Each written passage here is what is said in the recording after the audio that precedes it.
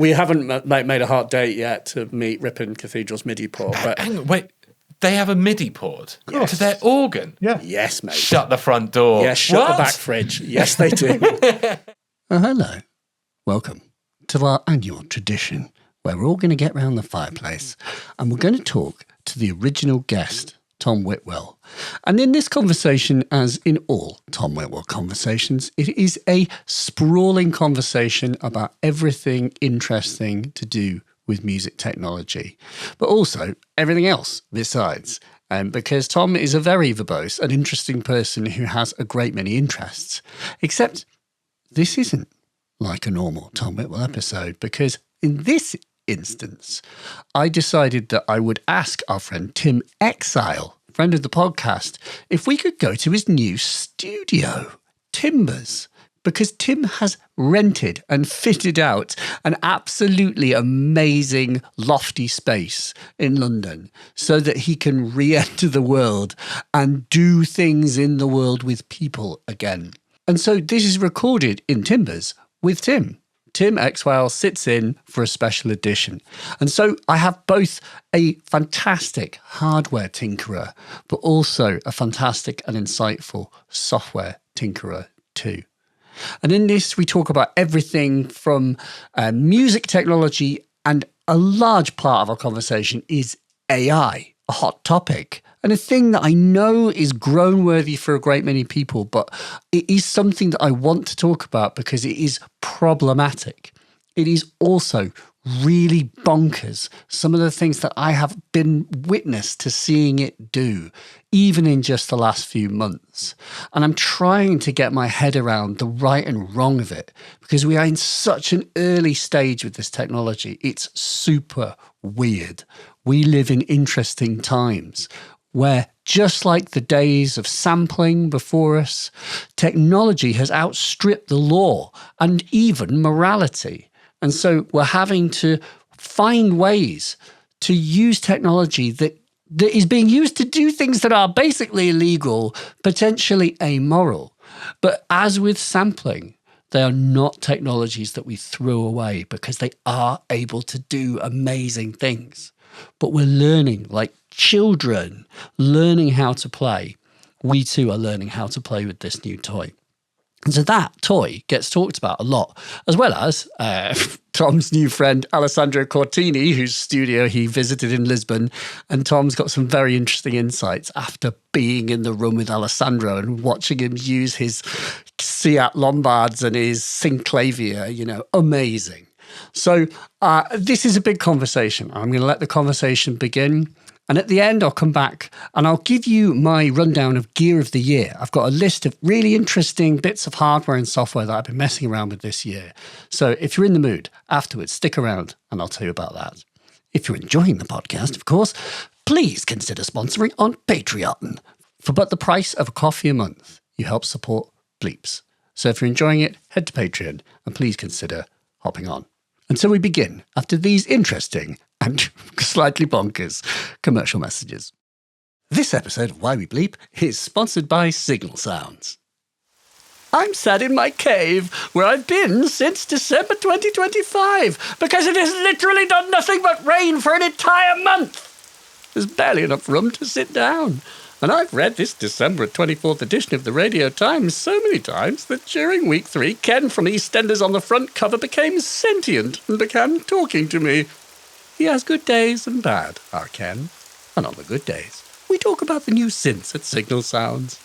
My God, what I wouldn't give to have one functioning synthesizer to keep my mind off things right now. They've got the new retro-futuristic Bakelitish beauty that is the Music Thing Workshop, pre-built, in stock. They've got the Fred's Lab Manatee, that additive wavetable wonder synth, and the immense Waldorf Protein. It'd be like having a baby microwave on your desktop. And I've got this rock and a piece of wood to bang it on. What's that, Ken? Keep the noise down or you'll end me. Now, where did I put that pack of matches?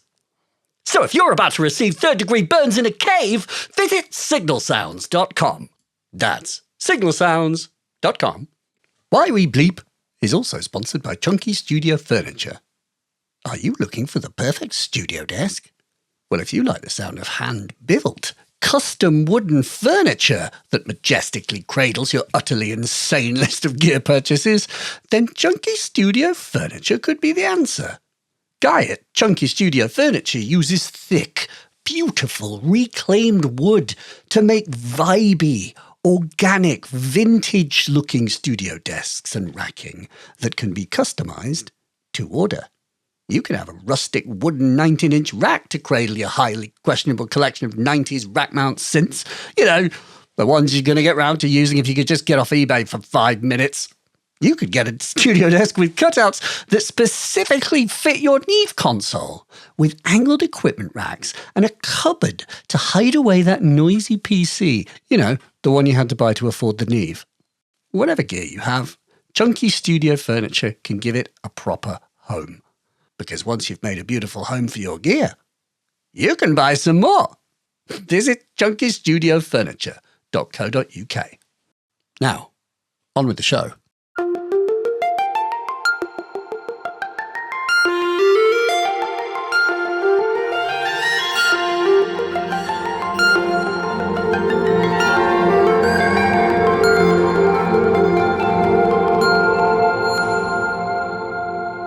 I remember when I was designing it, the workshop system, I remember thinking, I found it quite weird, that idea of spending like 6 months or a year making a single thing. And then I just realized it was like writing a book. So in my head, it was like, okay, you spend a bunch of time, like a year or something, writing a book. And then you have to promote the book for years after. I've got friends who've written books and they're just going on book tours for 3 or 4 years after they've written the book. Yeah. And that's kind of what I'm doing now, is in that phase of like talking to people about it, building a community about it, going places, doing these kind of workshops where it's using it, it's playing them rather than kind of soldering them together.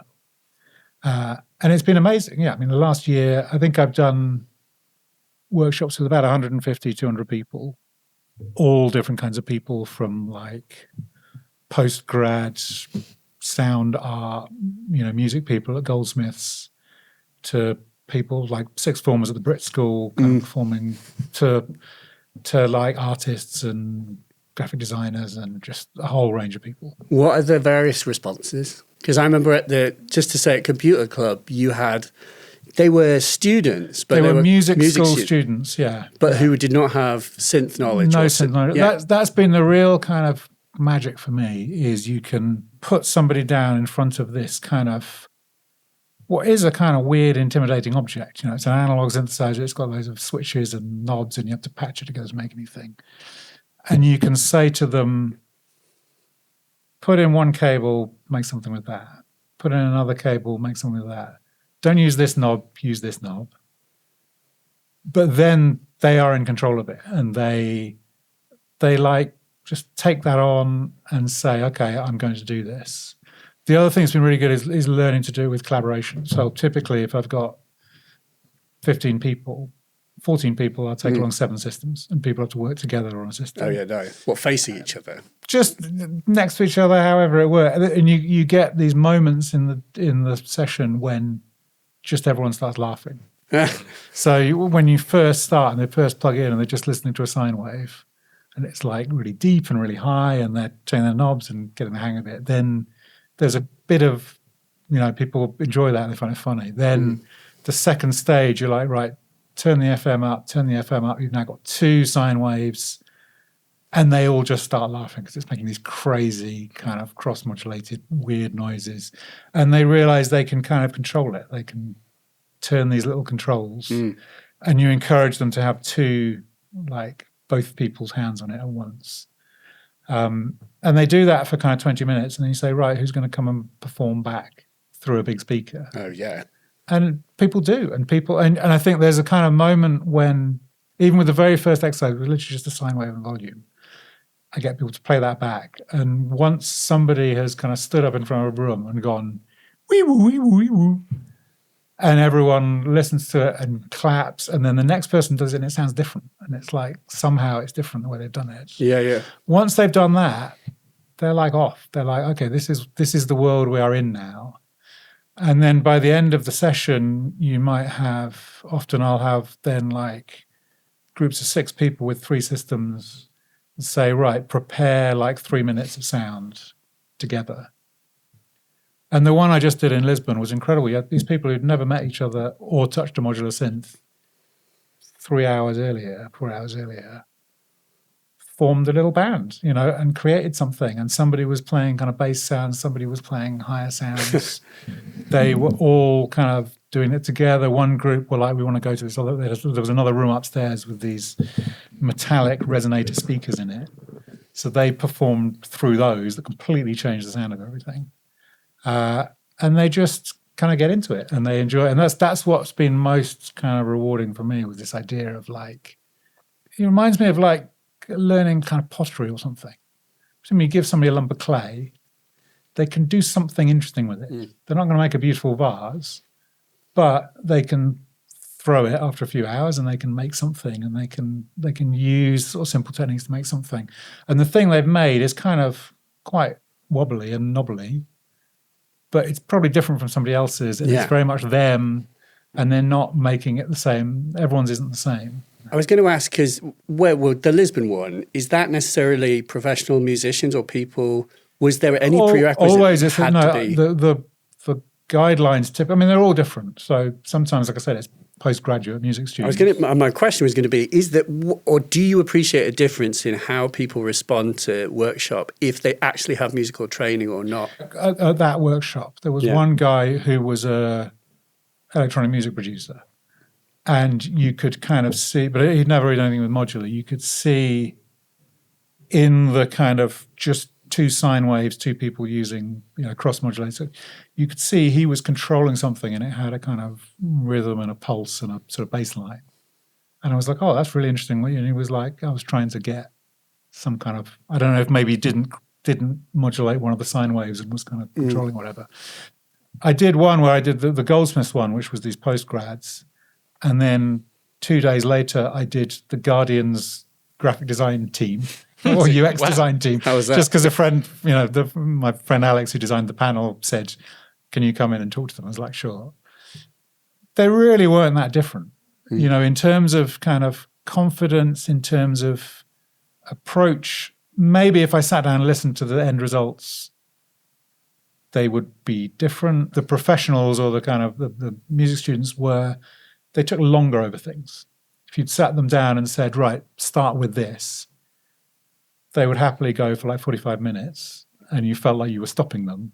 Yeah. Maybe the less experienced people were like, yeah, I've got a weird noise with this. That's good. I don't really need to polish it. I don't really know what I'm looking for necessarily. But so you could kind of go a bit quicker with that maybe. But it was fundamentally, it's not, because nobody's experienced with doing exactly that. Nobody's experienced with like the sort of brutality of like, you've just got one sine wave. So certainly when you have really experienced people, I did one at Whitstable, a Coastal Electronauts thing. So that had a bunch of people who were very kind of modular conscious. And one of the things is you do it on headphones at the start. And so I'll be walking around the room with everyone with headphones. You can immediately tell if somebody turns the FM up, because the sound just leaves. And I'm always just, nice, not allowed FM for this one. But it's very limited. It's just the sine wave. And I was like, yes, that's the point. That's the idea.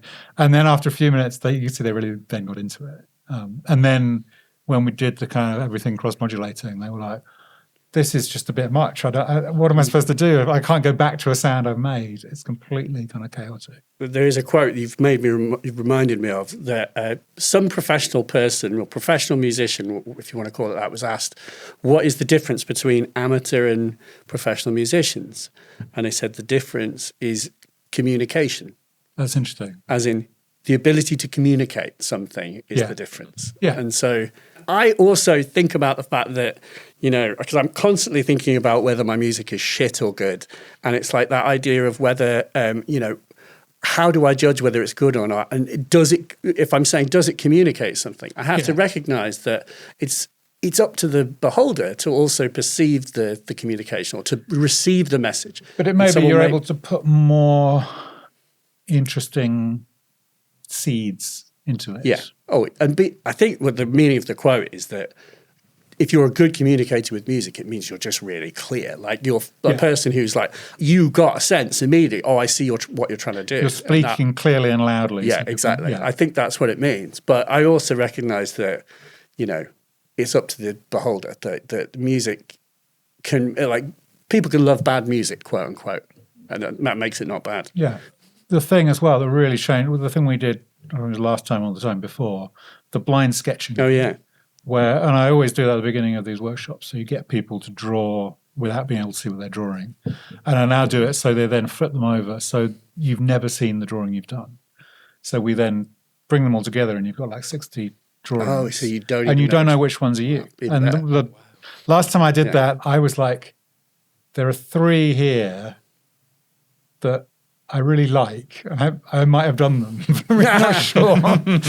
But the thing with that is you always get pictures that you like. I mean, I look at them and I'm like, that is a really interesting, really nice drawing. And they're all representational. They definitely represent the person being drawn. Mm. Some more than others, but the idea that is somebody without, you're not using any kind of artistic skill or any kind of artistic practice in it, because you can't see it. Well, you may, but yeah. But you make something. I don't get the impression from doing that people who are good at art are different from people who are not, like art students and regular people don't seem to produce very different results in that. Okay. But they are able to create something that is representational, that is nice to look at, that is interesting, with kind of nothing. Basically, the thing I wanted to now bring up is the whole AI, the AI debate. Because and I sense people may groan, but I actually think it is really, really important to discuss it, because right now, and it feels like since we last spoke, you're a big proponent of vibe coding. You're a dyed-in-the-wool vibe coder. Yeah. I am now, as of the last month, becoming a vibe coding convert. Only in the sense that I can't code, I don't know how to do it at all. And so it has enabled me to do some amazing things.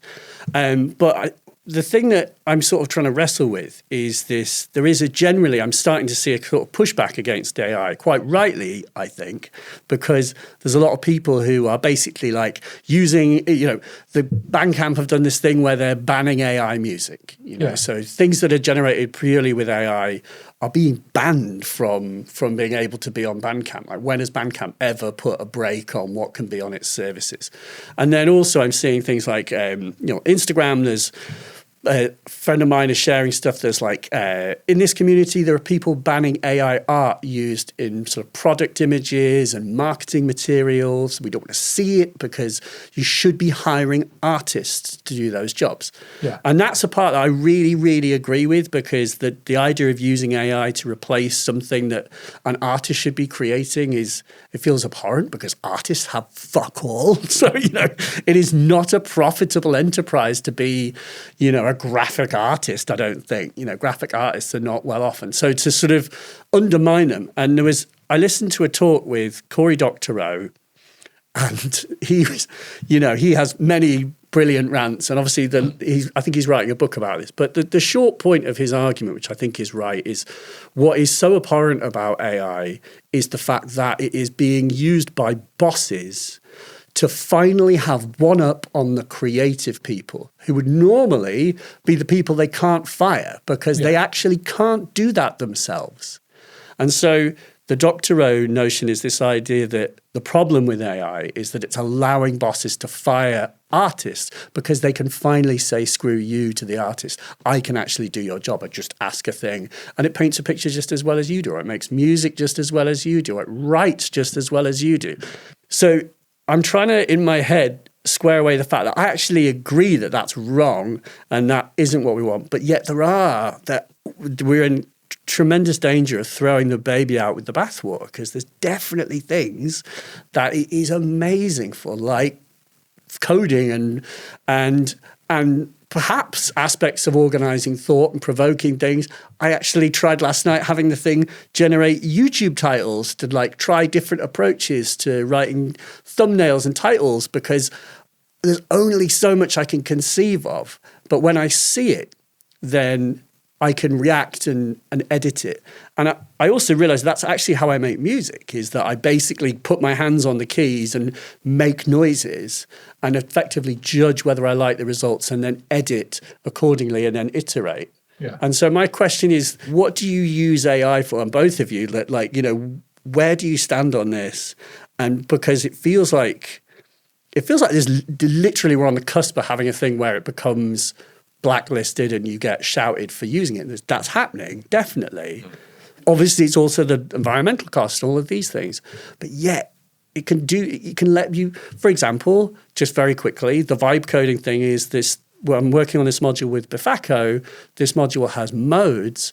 I was able to vibe code an interface to test the idea for a mode that I had and work on the settings of that mode so that I can then take it to a real programmer and say, these are the values for this mode that make musical results. This is how it should work. I want you to implement it in this real thing. But I could only give them that clear instruction once I'd built this thing so they could test the ideas. So you could say in that example, if Bifaco are hiring a developer, in the old world, you would have had an idea, you'd have gone to the developer would have to spend 2 or 3 days messing about with that. Yeah. You would have gone, then, I'm not sure it's quite like that. Exactly. And then spend another day messing about with it again. Now, how's that developer going to feed his family? Well, yeah, because that's like 3 days less development because there'll be less back and forth. I can present a fait accompli and be like, here's the mode. There'll be no farting around and so you're being the boss getting rid of the creative person. See, it's a problem.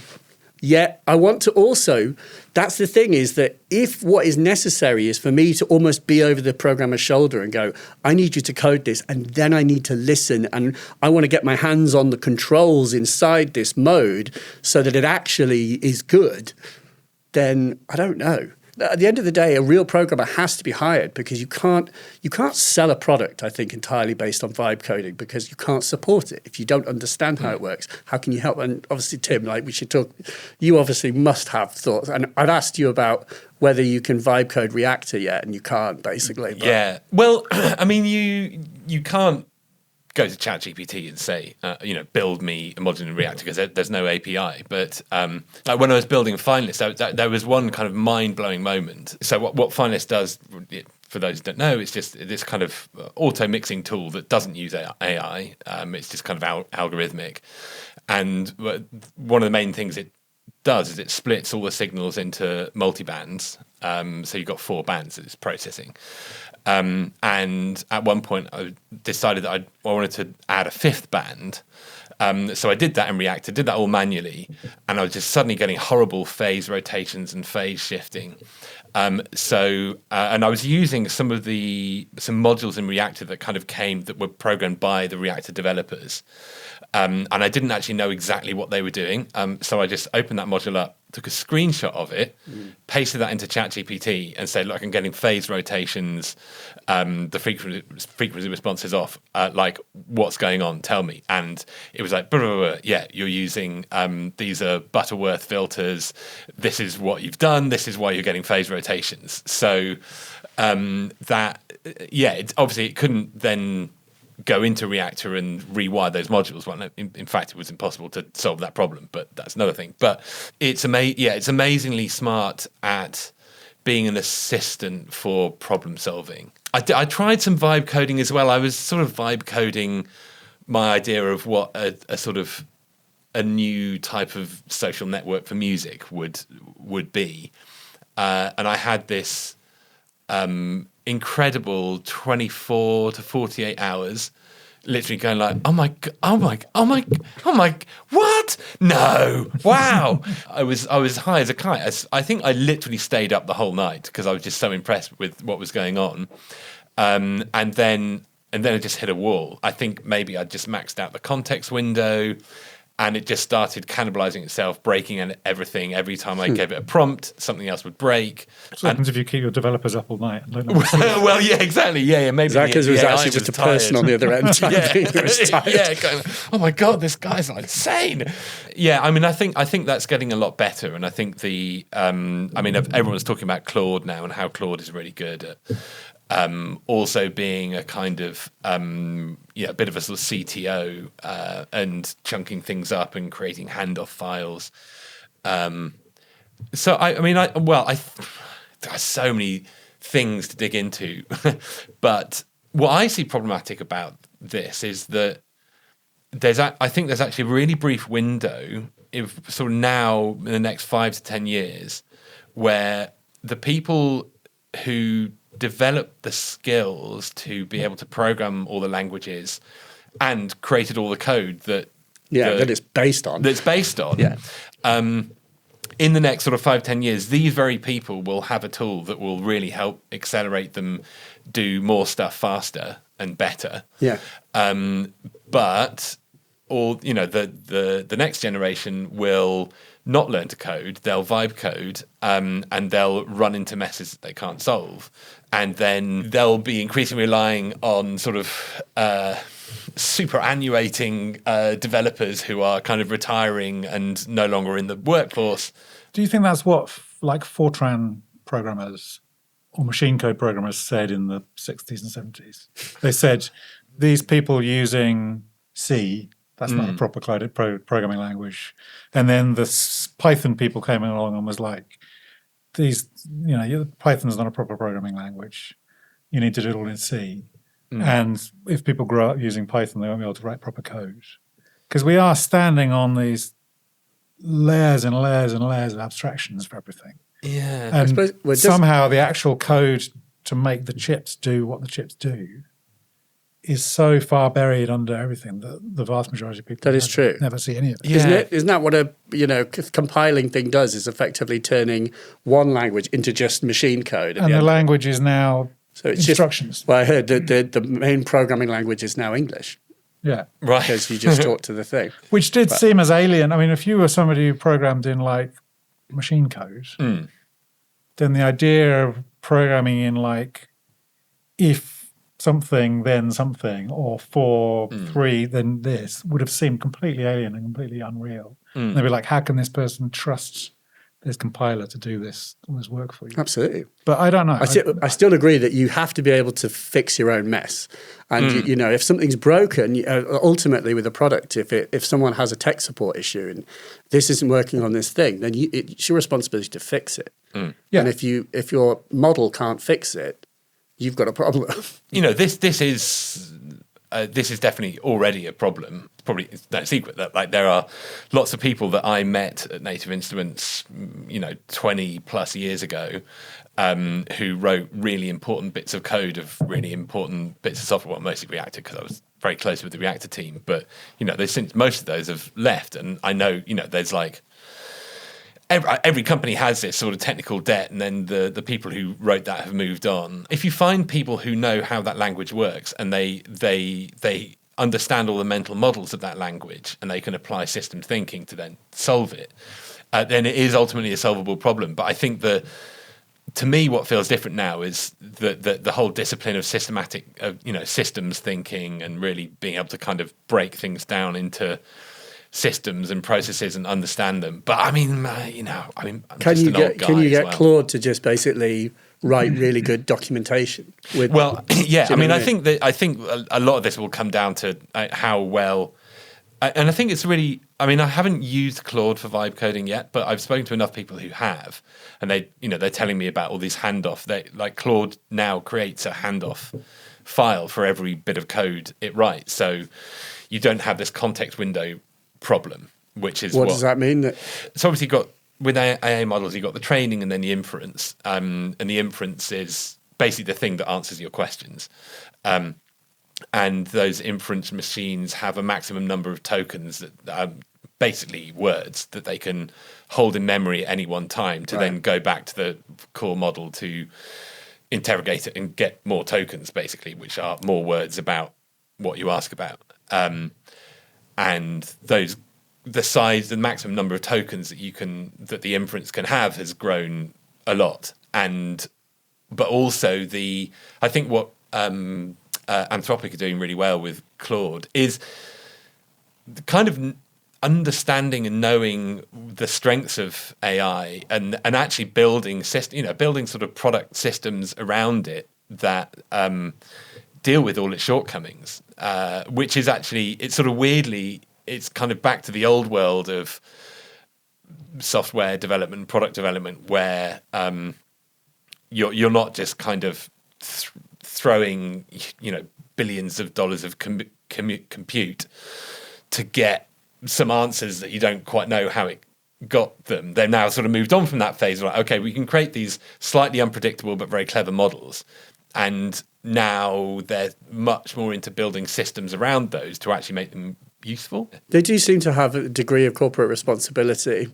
I mean, at least I read a thing on their site that was like, we won't, I mean, I'm probably going to get this wrong, but it's like, where's the effect of, like, we won't let Claude become sentient or anything. That we recognise there are sort of breakpoints in its abilities where we need to stop, turn all the computers off and just look around and do something responsible. I mean, but with that said, Google did have Don't Be Evil on their walls for a good while. And then there was a point about sort of 15 years ago where that was papered over. I bought you a gift that is related to our conversation. Oh, yeah, go on. Slightly. Is it? In my magic tote bag. Is it a year subscription to Claude? So this is a thing that I made over Christmas. What is it? So what it is, Landscape have a product called All Flesh, which are tiny little touch points that you slot in to all the patch points on your system. Yeah, you do. And that exists, so I couldn't invent that again. Right, okay. But I was interested in that idea of connecting up the points in a modular synth with your fingers and your hands. Oh, very cool.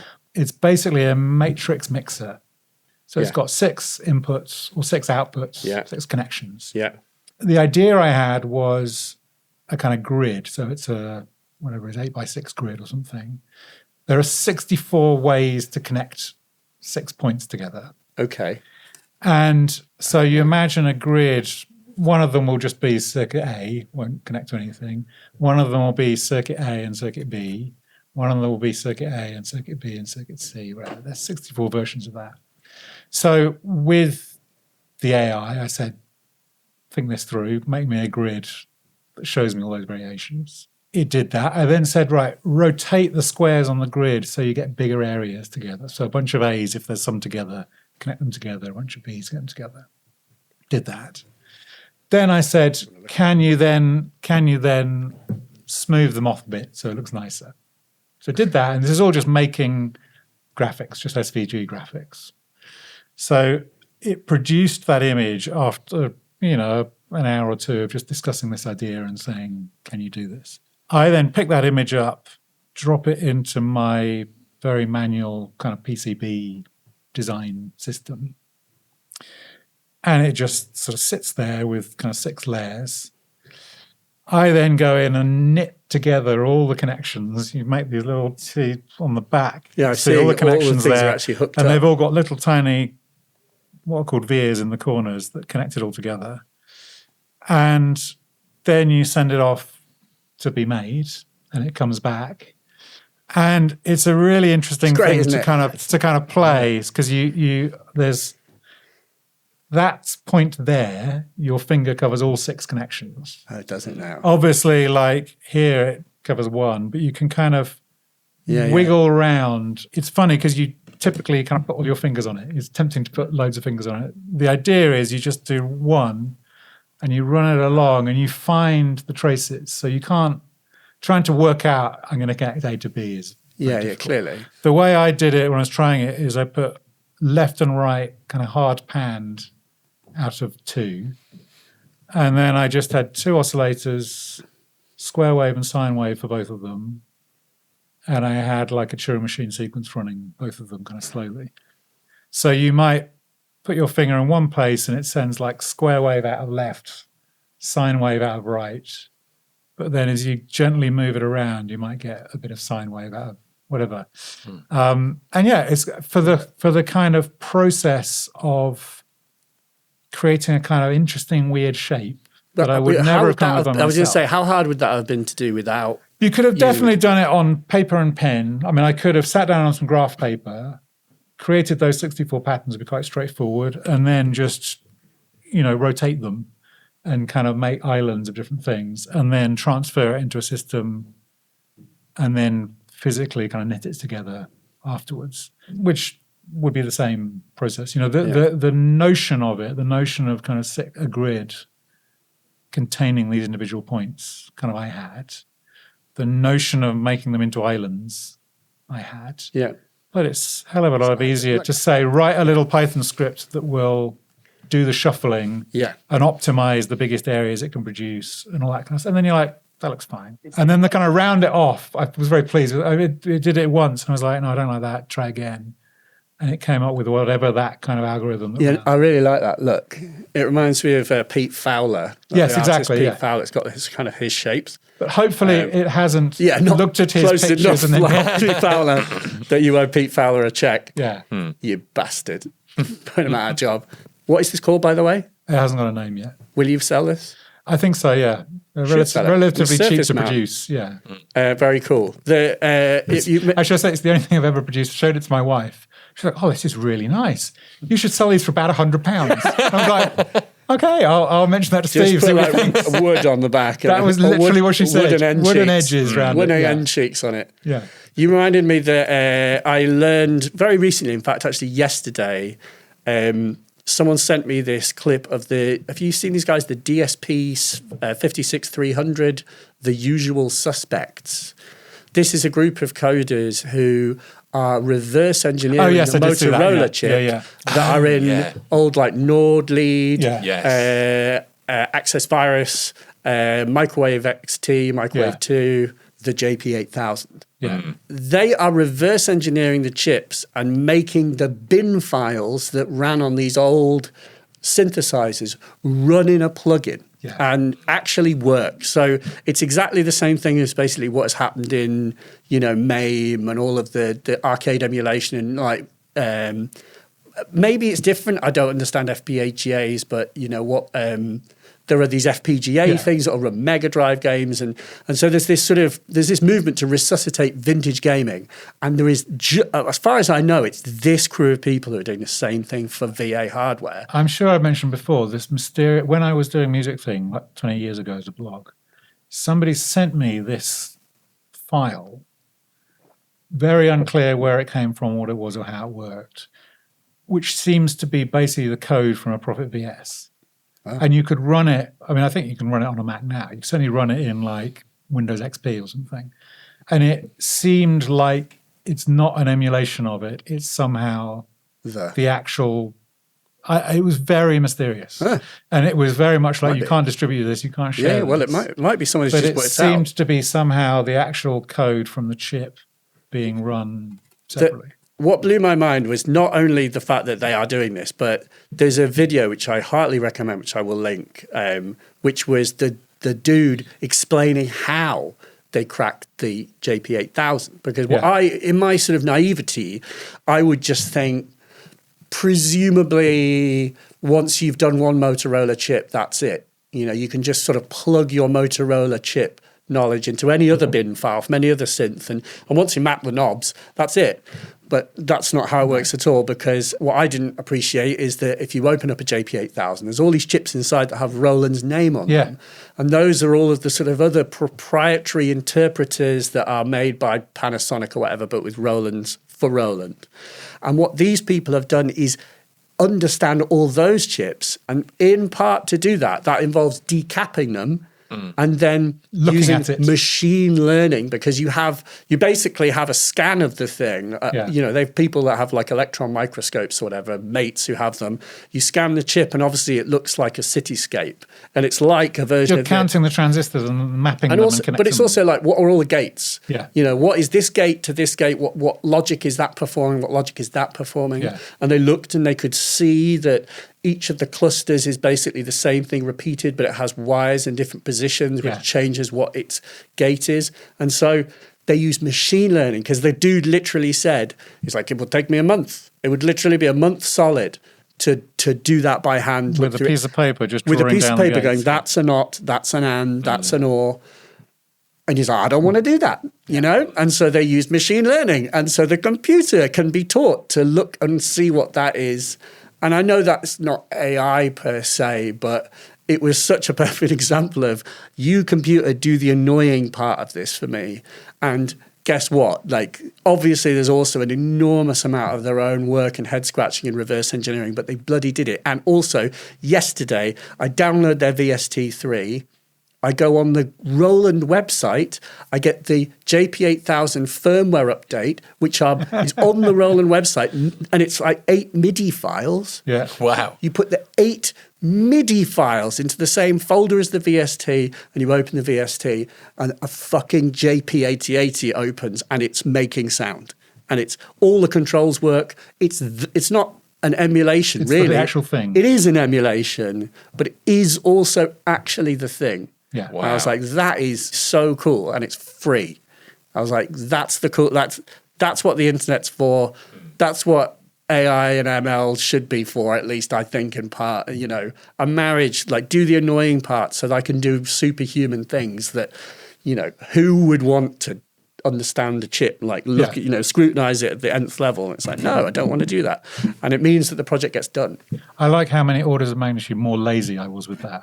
I couldn't be bothered to make 64 squares. So I mean, that sounds like a lot of work. It depends what... I mean, the question becomes, could you have devised a better confluence or interrelate? You know, could you devise a more creative mix? And the would it thing matter? would be more... And when I got it, when it came back and you could actually play it, you could see there's an awful lot of kind of duplication there. I think you could probably have had 8 or 10 inputs on the same size space, and actually the way your finger moves and the way you do it is one of those things you have to learn how to play it. And you, if you just plug it in, I was in a shop in Lisbon, we just plugged it into a big synth and it sounded rubbish. It was like piano, it just all sounds like. But you have to kind of learn it and find things that'll work with it, and you could certainly do it. And you could evolve it. You keep evolving it. I did. When I saw kinda had this, it. in my mind, it sounds like a crack deuce or whatever. Crack It's not deuce. as much. Yeah. It's like... No, it's a bit of that, but also it's quite. I found it also quite. You can do kind of slow. As you move that's a not- finger, you can kind of gently move between them. It isn't binary. It's like a... No, that's nice. a lot depends obviously on what's patched into it. Tim, have you made any contraptions this year like this? No, I haven't. But you I mean, have made contraptions. That's not true. Yeah, it's funny how the difference in perception between doing things digitally and doing things physically. I do everything digitally. I just patch nodes together in Reactor, and that's all I do. And it feels, because it sort of feels more disposable, or it. Well, the thing is, you can constantly keep on changing it. The great thing about doing stuff with physical materials is once you've made that artifact, you can't It's sort done. of delete it, Yeah. and or you can't accidentally create a broken version of it and save it over the top of it, which is a thing that happens. You can actually do that with your files before you send them off to be made. Oh yes, It's right. quite irritating. Yeah, yeah. Versioning is a whole thing. But do you do sort of, you know, like you've designed a reactor system to make this room function as well. I mean, do you do little sketches or little idea? Are there sort of notions and concepts and things that you can explore in a small way that... I mean, the only kind of I guess that's... Are you all or nothing? Do you know what I mean? Like, because it seems that when you get into stuff, like you can be very laser brained and then just go hog wild. I do get very laser brained. What I find myself the only sort of non at the coalface activity that I do when I'm building things now is particularly if things that have data structures, and if I need to design a system, I do try to write it, break it down into sort of title. I mean, literally just Apple Notes, and I just use tabs to say, well, there is this big thing, and then within this big thing there are 4 other things. Tab, tab, tab, tab, tab, and in these 4 other things there are these things, and like I write out all the. So that there's a bunch of parameters or a bunch of bits of data, and I write those down in Google Sheets. Just because those things, it makes a lot of sense to make sure that your thinking is really clear, because that's where you can get in a real tangle. by not thinking through that stuff. There's two very different kind of types of brain for this stuff as well. There's very much systems brain, and what I generally do is imagine a kind of an interesting area to explore. Like, with this room, I still don't quite know why I wanted to install an immersive rig, but I did. I did ask you this question earlier. Apparently you've got a whole 92.1 immersive rig in your room now. Yeah, well, it's 714. It's sort of your bog standard Dolby Atmos thing, but it is fun. And I've now built a sort of 3D object rendering thing in Reactor, and it is fun. And I think the reason I did it is, okay, well, then actually there's two reasons. One is I just love creating new areas to explore. I mean, that's very much the same thing with Scapeshift as well. It's just I want to create this sort of generative, a whole generative world that could be explored. Created all the data structures, which is very hard and kind of maths brainy, so that I could then be very sort of touchy-feely brainy about how it actually sounded. So it's very much the same with this immersive thing. I was just like, this is just such a really interesting thing to explore. And the other side of it is much more about... So I've had kind of 2 years of being very... not necessarily offline, but going from having running a company and having a team and being very in the world with people a lot, which I really, really enjoyed and I miss. I mean, there's a lot of stuff I don't miss about CEOing. I'm very glad I'm back to doing this, but I do miss spending time with people, and I think people in general miss spending time with people, in physical spaces, and. So I want, when I got this space, it was like, okay, I want to make this a bit of a community hub. I want to make it a place where people can just come and hang out and be weird and experiment and listen to things and have ideas and bounce off each other in a way that's just impossible online. And also the way, I mean, the audience of this podcast are music lovers who also make music. And I think increasingly people who actually really love and care about music have their own creative practice, and so there's lots of problems in that.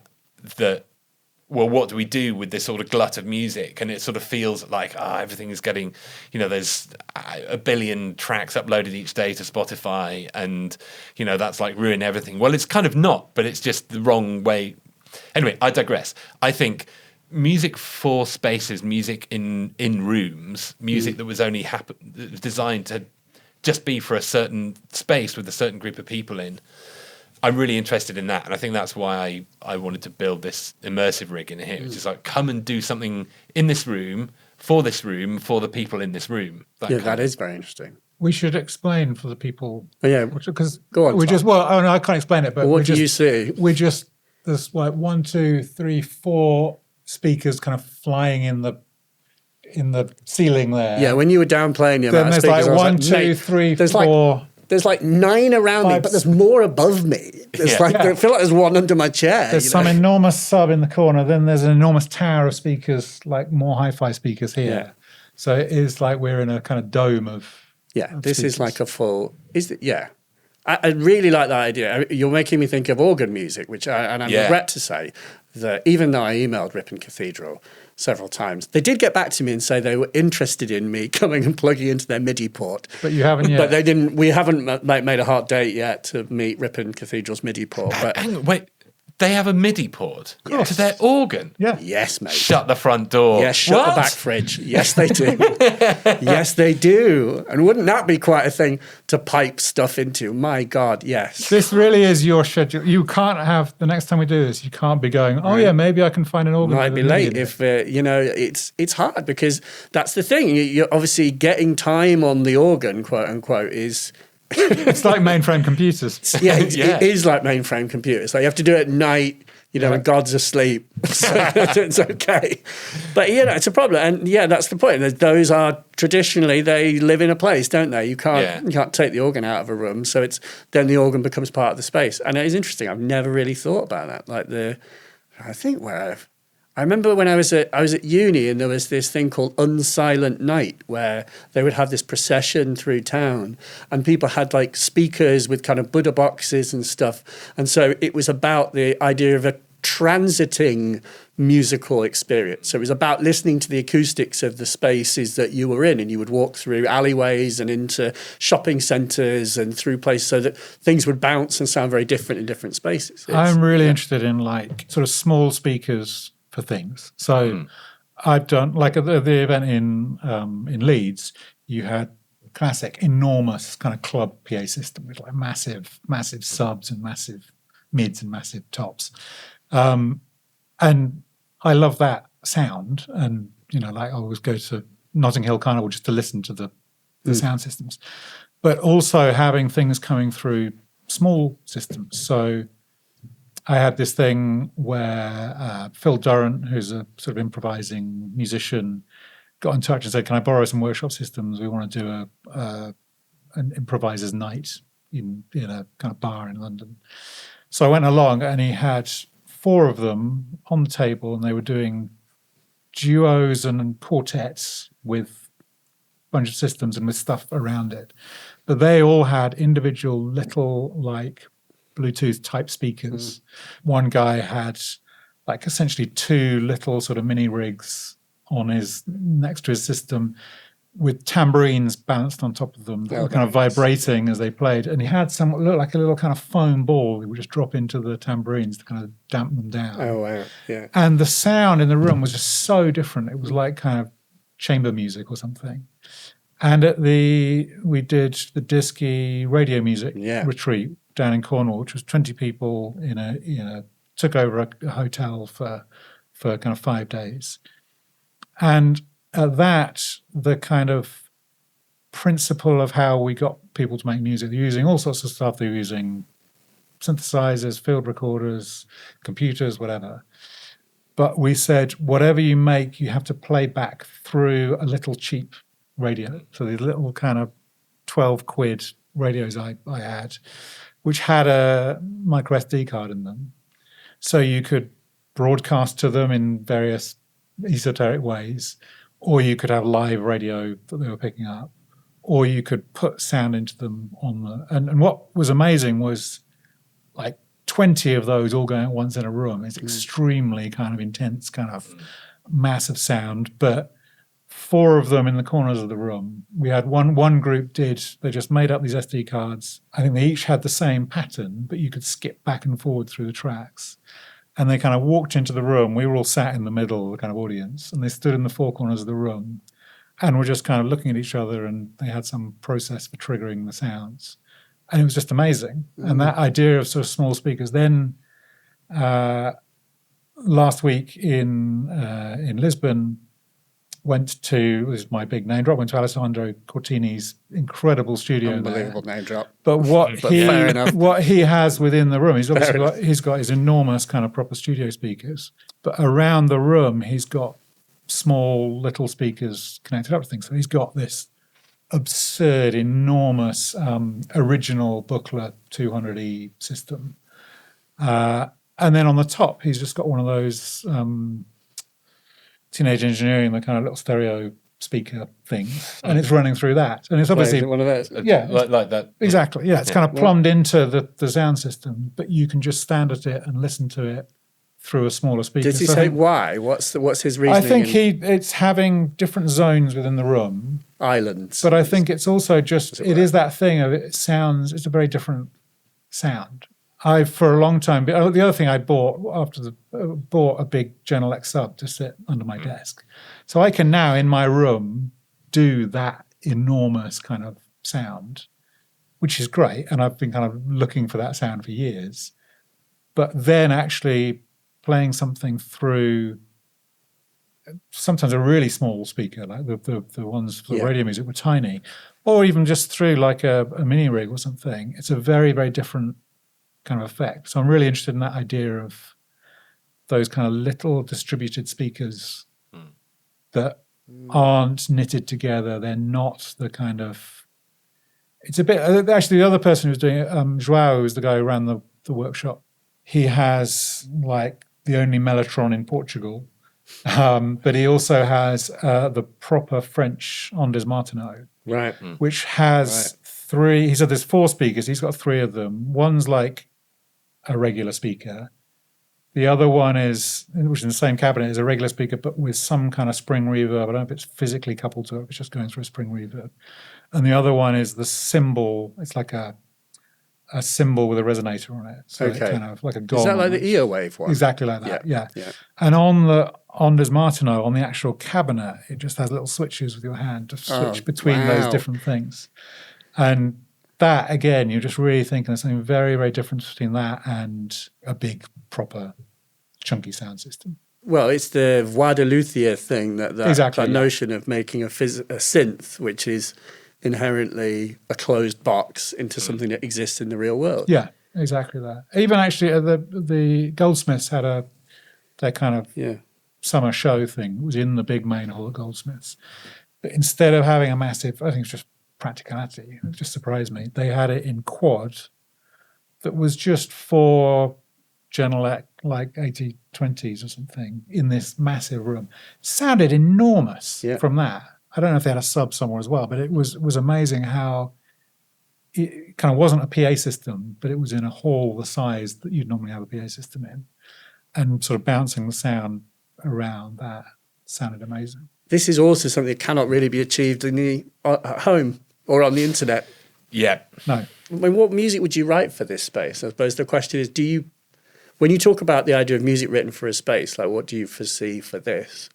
Well, I guess the only thing that I really kind of know right now is I've decided on one thing I'm going to do. So I'm going to do. There's going to be a launch party of this space sometime in Feb, and I did this performance at Machina Brastronica in September last year, and that was on this kind of slightly butchered version of pattern shift, scape shift. For that, I've given myself a deadline of basically making a surround sound. I was going to say, surely there's a quadraphonic version, right? Well, it's object oriented. I mean, the really interesting thing about Dolby Atmos, I mean, obviously it's very corporate and better, but the way that you make stuff for Dolby Atmos isn't, pan this channel to the left speaker now and then pan it to the right speaker. It's like it's based on coordinates, so it's X, Y, and Z. So it's 3. You just pan it in 3D space, and then the renderer kind of puts it on the speakers. Yeah. But I think with Dolby Atmos, you can't. I mean, it's all very locked down, and there's not much. You can't kind of roll your own Dolby Atmos renderer system. You have to go the whole. Do you have to pay like a licensing fee? Exactly. Even to like sniff it. Yeah, exactly. Yeah. Right. So, and the other thing that I wanted to do, which I'm really excited about, and I haven't heard of anything that does this, is I want to be able to animate objects at audio rate. So that's why I'm building it in Reactor. So you can actually put, say, the X, Y, and Z axis. You can put, a sine wave oscillator or a square wave, and crank those right the way up to Nyquist frequency, and then so. I mean, one thing I'd love to explore that I might do at some point if there's time is, for example, creating a sort of like a wavetable synth that's actually, it's a spatial synth. So I don't even know if that's... I was talking to somebody who's done quite a lot of that kind of stuff he's done it for gallery stuff, I think. But he was talking about a spatial synth. I don't know what. Oh, right, okay. He said there definitely is a synth that is exactly. It's almost like you place the oscillators and filters within a 3D space. It was kind of the way he explained it. I didn't get it or understand it, but he definitely said that exists. Yeah. Those kind of that being able to do exactly that kind of. Yeah, I want to put the envelopes over here, but the oscillators over here. That's quite how that would work. But one sort of thinking is like, so you almost in the way you have say hard sync, you have a hard sync oscillator and the sort of fundamental frequency that's the quote unquote master, whatever we call it these days, and then you could have these sub oscillators that are sort of spatializing within a single oscillator cycle. Yeah. I mean, it's one of these things that sounds cool as an idea, but may just be incredibly underwhelming. There's a Johnny Greenwood interview where he talks about the first time he heard Ligeti or somebody, one of those composers, but where he heard it with an orchestra playing in front of him, not through speakers. And the piece basically sounds like white noise, but being played by an orchestra. And he just, the thing that really struck me was he describes the physical kind of mass of sound in front of you, where it comes to your ears and sort of sounds like white noise, but every single sound is a violin playing at some point in this mass. And that I thought was really interesting in terms of the spatialization and the kind of, again, small sounds becoming very, very big sounds. Yeah.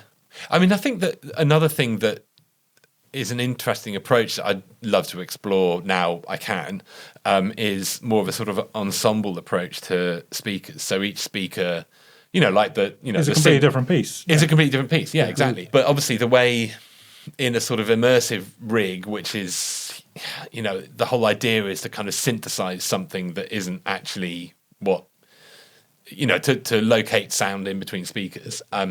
You want to do the opposite.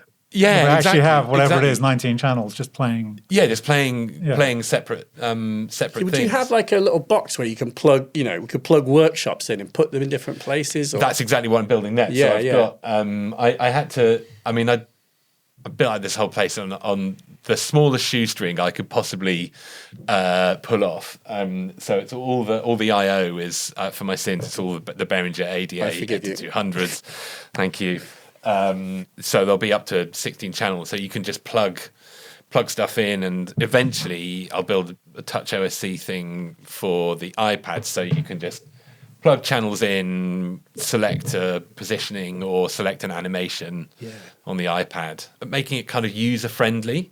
Because I think that's another problem with immersive systems. Like you have to get into some really complex stuff before you can actually start to kind of enjoy and be creative with it. But I think, like your workshop systems, they're designed for people with no experience to just come do that. Like basically, when we were at Leeds, there was Jake was doing the kind of conducting. He would tap someone on the shoulder to sort of say, "You come in," and he would ask them to go away. Yeah. Like you could do that and you could be the swirler, or you could position. And the way they've all just got a big volume control, so people can very much control their own destiny. Also, it feels like a system like this wants to have reverb built into it and kind of spatialization, because that's, in my opinion, I want it to be like I'm in the weirdest cathedral ever, or like pulsing in and out. Or like I'm in a certain cavern, but the cavern has odd properties and sound. Echoes come back louder in different frequencies with other things.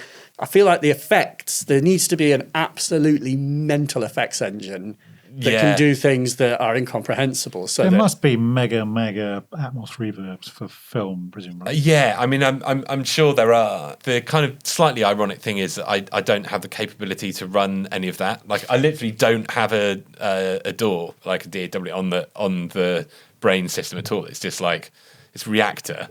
You're so Reactor. That's so Reactor. It's so Reactor. I'm just like a proper Reactor maximalist. But maybe it's necessary that you don't use other people's plugins. You kind of design your own to make it work with a system like that. Well, yeah, I do have a concept for a kind of surround reverb, which is basically, reverbs are actually quite simple. Well, Tim Exile. Reverb actually quite simple. Well, they're these basic diffuser delays that are it's a single delay. And the 4.5 hours later, everybody's like, we're all skulls sitting around this table. But it's a bunch of delays. It's a bunch of delays, and you just chain these delays, and they're different lengths and different feedback times. And then at the end of those delays, in a normal plug-in delay or any stereo delay, it's just two different single chains of diffuser delays, and then they just cross feedback at the end, and then the various numbers you plug in control the RT60 time and all of that. But what I'm thinking is, so a line of diffuser delays, but one for each single speaker. And then at the end of that, there's a whole network of which speaker. That's what I mean. I want to put one sound of it to be like, and to the multi-taps to sort of bounce and then go in the other direction and come back and change proper. You almost want it to be like sound is a gun that you fire, and it's, I don't know, you've got to think of something that's impossible like that. This has to be an impossible space because, what's the point of making it sound like a, normal space? I mean, I don't know if it sounded like that enormous oil tank where they have reverb. Well, yeah. So you're sat here and Titanic actually suddenly you're like, why is this so? Well, that's what I was in here thinking, what would I like to do? And one of those is just that simple thing of, have you ever tried the Rode, the ambisonic? We're sponsored by Rode here. We're not technically gear sponsored by, but Rode have an ambisonic mic, which I've mentioned this on the podcast before, and I mentioned it here again. Which was I was in Massam in like a tiny parish church, and I was doing a test where I was recording a choir performance, and it's like literally like a community choir, and then this old geezer comes up to me and was like, oh, that looks like an ambisonic configuration that you've got there. And I was like, are you fucking what? Pardon? And it was, who's the guy? I now forget his name, but basically his tenant was the guy who invented ambisonic microphones in York. Wow. I was like, shut the back fridge. That's impossible, but here we are. But yeah, that mic basically, it's got capsules. It records the sound of a space. And of course, then it's that idea that you could close your eyes and travel to a different space acoustically. You could be in the middle of Waterloo Station at rush hour, or which is, I guess that's that. Do you know what I mean? I suppose then what's really interesting is that you then got a brain system that you can play music into it in an insane You also way. then get into like sort of field recording world. So there was a really interesting guy on the radio, and his kind of thing he does. He goes on long walks, like 3 hours long. He just does like a stereo field recording of that walk. And then he does it every month for a year. Oh, wow. And then he has a gallery space with like a dozen speakers playing the walk as through the month. And it's just like, it's a really interesting idea. I don't quite know what the effect of it is, but you kind of look at it, and I mean, I haven't seen his installation, but I think that notion seems like a really interesting. There's something interesting about that idea. Yeah, you can tell a lot from the sound of a place. You can tell where you are, like what country you are. The idea of it changing through the seasons or something. I don't know. Well, it's like the same as, the same picture of the tree in spring, summer, autumn, winter. It's fascinating. You're like, oh, I see, I know exactly where we are because it's snowy or what have you. That would be an exciting trick of this place, but it wouldn't be the most... what would be really exciting is to turn it into a portal to another dimension musically. Yeah, I mean... Effectively to do something impossible. It can't be done in the real world. Otherwise, what's the point of having this? And it can't be done in quad. It needs to be done in this. It needs to be done in quintuple. Quintuple sound. Come and experiment. That's the whole idea of this. Yeah, I was going to ask you, like, what, your life as an indie developer and the fact that you're doing this all solo. I mean, we are all very different, but we are similar in the sense that we all have we are self-employed people now. You for a year and a bit now. And me for 2 years. And now you for a year, right? And you were saying part of this is obviously reconnecting with people. And that, I don't know how it's been in terms of life as an indie developer. It cannot be easy. It's not easy, but then, I mean, there are no easy paths anymore. I mean, as if there ever were. But, it does feel like everything is getting harder. But that's a separate topic for another day. It's been really good to get back to being an indie developer and just, I mean, I mostly get to do the stuff that I love doing, and I'm very glad. Yeah, I'm just very glad to be out of the whole startup world. That's it was always a hat that I sort of felt I had to wear as a matter of almost like a hair shirt or something. And so, but being back to being indie is great. It's I don't know. It's really hard to make money. And you were also mentioning in your notes, which I'm going to surface now because we've got Tom here to query, is just that notion of also being an indie developer that is also like the marketing guy, that is also this. And Tim was singing your praises in the fact that you seem to be able to balance these things well, and you seem to be able to market things well. But that's what you've spent the last year doing. And how do you do it? I mean, is that I mean, How does anyone do it? I really, really enjoy that part of it.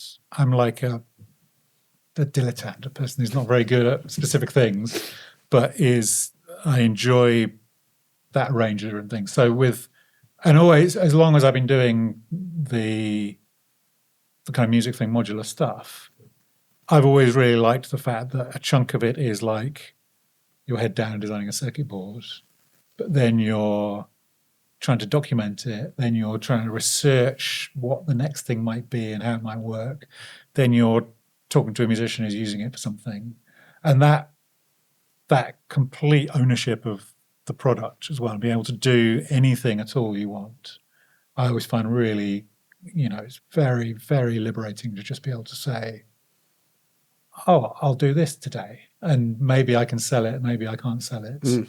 Being able to kind of excuse a lot of experimentation and trying things out.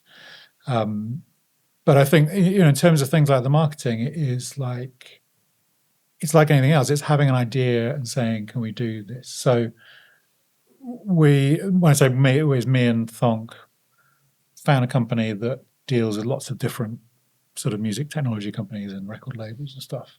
And they understand advertising and they understand that stuff. And so we pay them a little fee every month, and we put a certain amount of money into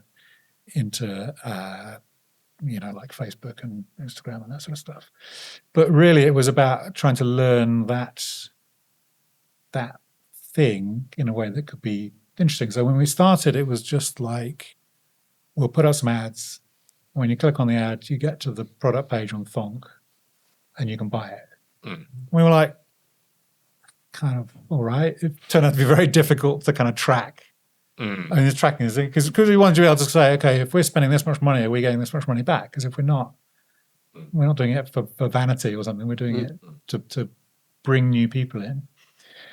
And then just before Christmas, we were talking about it, saying it feels like somebody's not going to just click on it out and then buy a workshop system. It's like 450 quid or 750 quid that you have to build yourself. You have to kind of, be into the idea.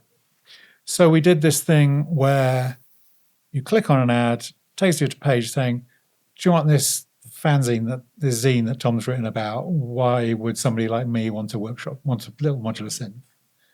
And then you press it, you put in your email address, you get an email from me going, you get a free catalogue. Here's that little catalogue, exactly, little thing. Coupon. It's not even a physical thing, but it's, you do that. But then we send them a message every 2 days for like 10 days, I guess. So the first one is that, then it's one with me going, oh, look, here's a really good video by Alex that shows you how the thing works. And then there's like, if you're thinking about making it, here's 3.5 hours of me making it, if you're interested in that. And then the next one talks about, I can't even remember what each one is. It's that idea of a kind of five messages you get over 10 days. Yeah. That for me, I thought would be kind of nice. And they are literally just me writing these messages, and you put it in a system and it sends them out over a cycle. And there's now like 600 people or something have been through that flow.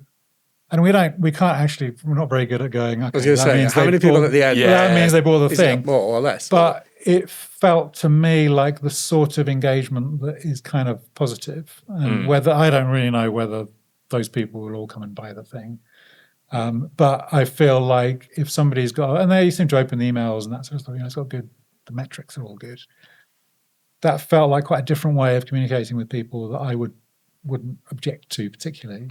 Yeah, and it's quite different from like you hit the website and the first thing you get is a pop-up saying, do you want 10% off? And then all that kind of nonsense. So seeing it as a way of trying to work out ways to communicate with people in a different way, I found quite interesting.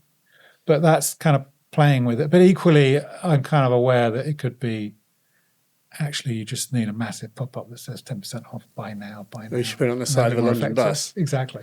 Yeah. But I mean, it's nurturing, not capturing. Yeah. Or nurturing first, and that's I mean, I actually do something very similar now. Basically, with I run ads for Finalist on Meta, on Facebook and Instagram, and what I'm trying to get people to do now. What the ad says, download the demo. It doesn't say buy it. Download the demo, and then there's a flow of emails. It's sort of funny because I think certainly I find when I first got back to it, I was like, okay, well, there's two strands to this. One is I really want to keep on doing what I love, so I'm just going to throw my absolute everything in to do the best, most crazy out there thing that only I could do, sort of thing. And then the other side of it, like, just really focus on, in the first instance, it's like, well, can I make enough money to at least do this for another 6 months? And then, came out with another sort of spin-off product, Pattern Shift, and then did Finalist. And what I'm finding is that kind of as I'm getting a bit more confident about just sort of seeing, like, if you spend this much money on ads, or you spend this much time doing a video, you get an idea of like how many people will actually buy things. And what I'm finding is, as I feel more confident, I also feel more confident on having a bit more of a kind of nurturing mindset rather than a capturing mindset. Because I think, when I first got back, it was just like, I need every sale I can get. So I wanted to be like, come on, buy. The thing I'm really thinking about now, though, is the kind of, you could call it like aftercare. So one of the things I'm very conscious of is that 98% of all things I've ever designed are gathering dust somewhere, and what can I do to get that to be 95% or 94%? And the notion of how do you build? You have like a sort of sponsored recycling program where people just change. Well, if somebody sells it and then somebody else is using it, that's great. That's fine. That's circular. That's going around. But the idea of what can you do for somebody who owns it to, the most basic thing, inspire them to go and turn it on.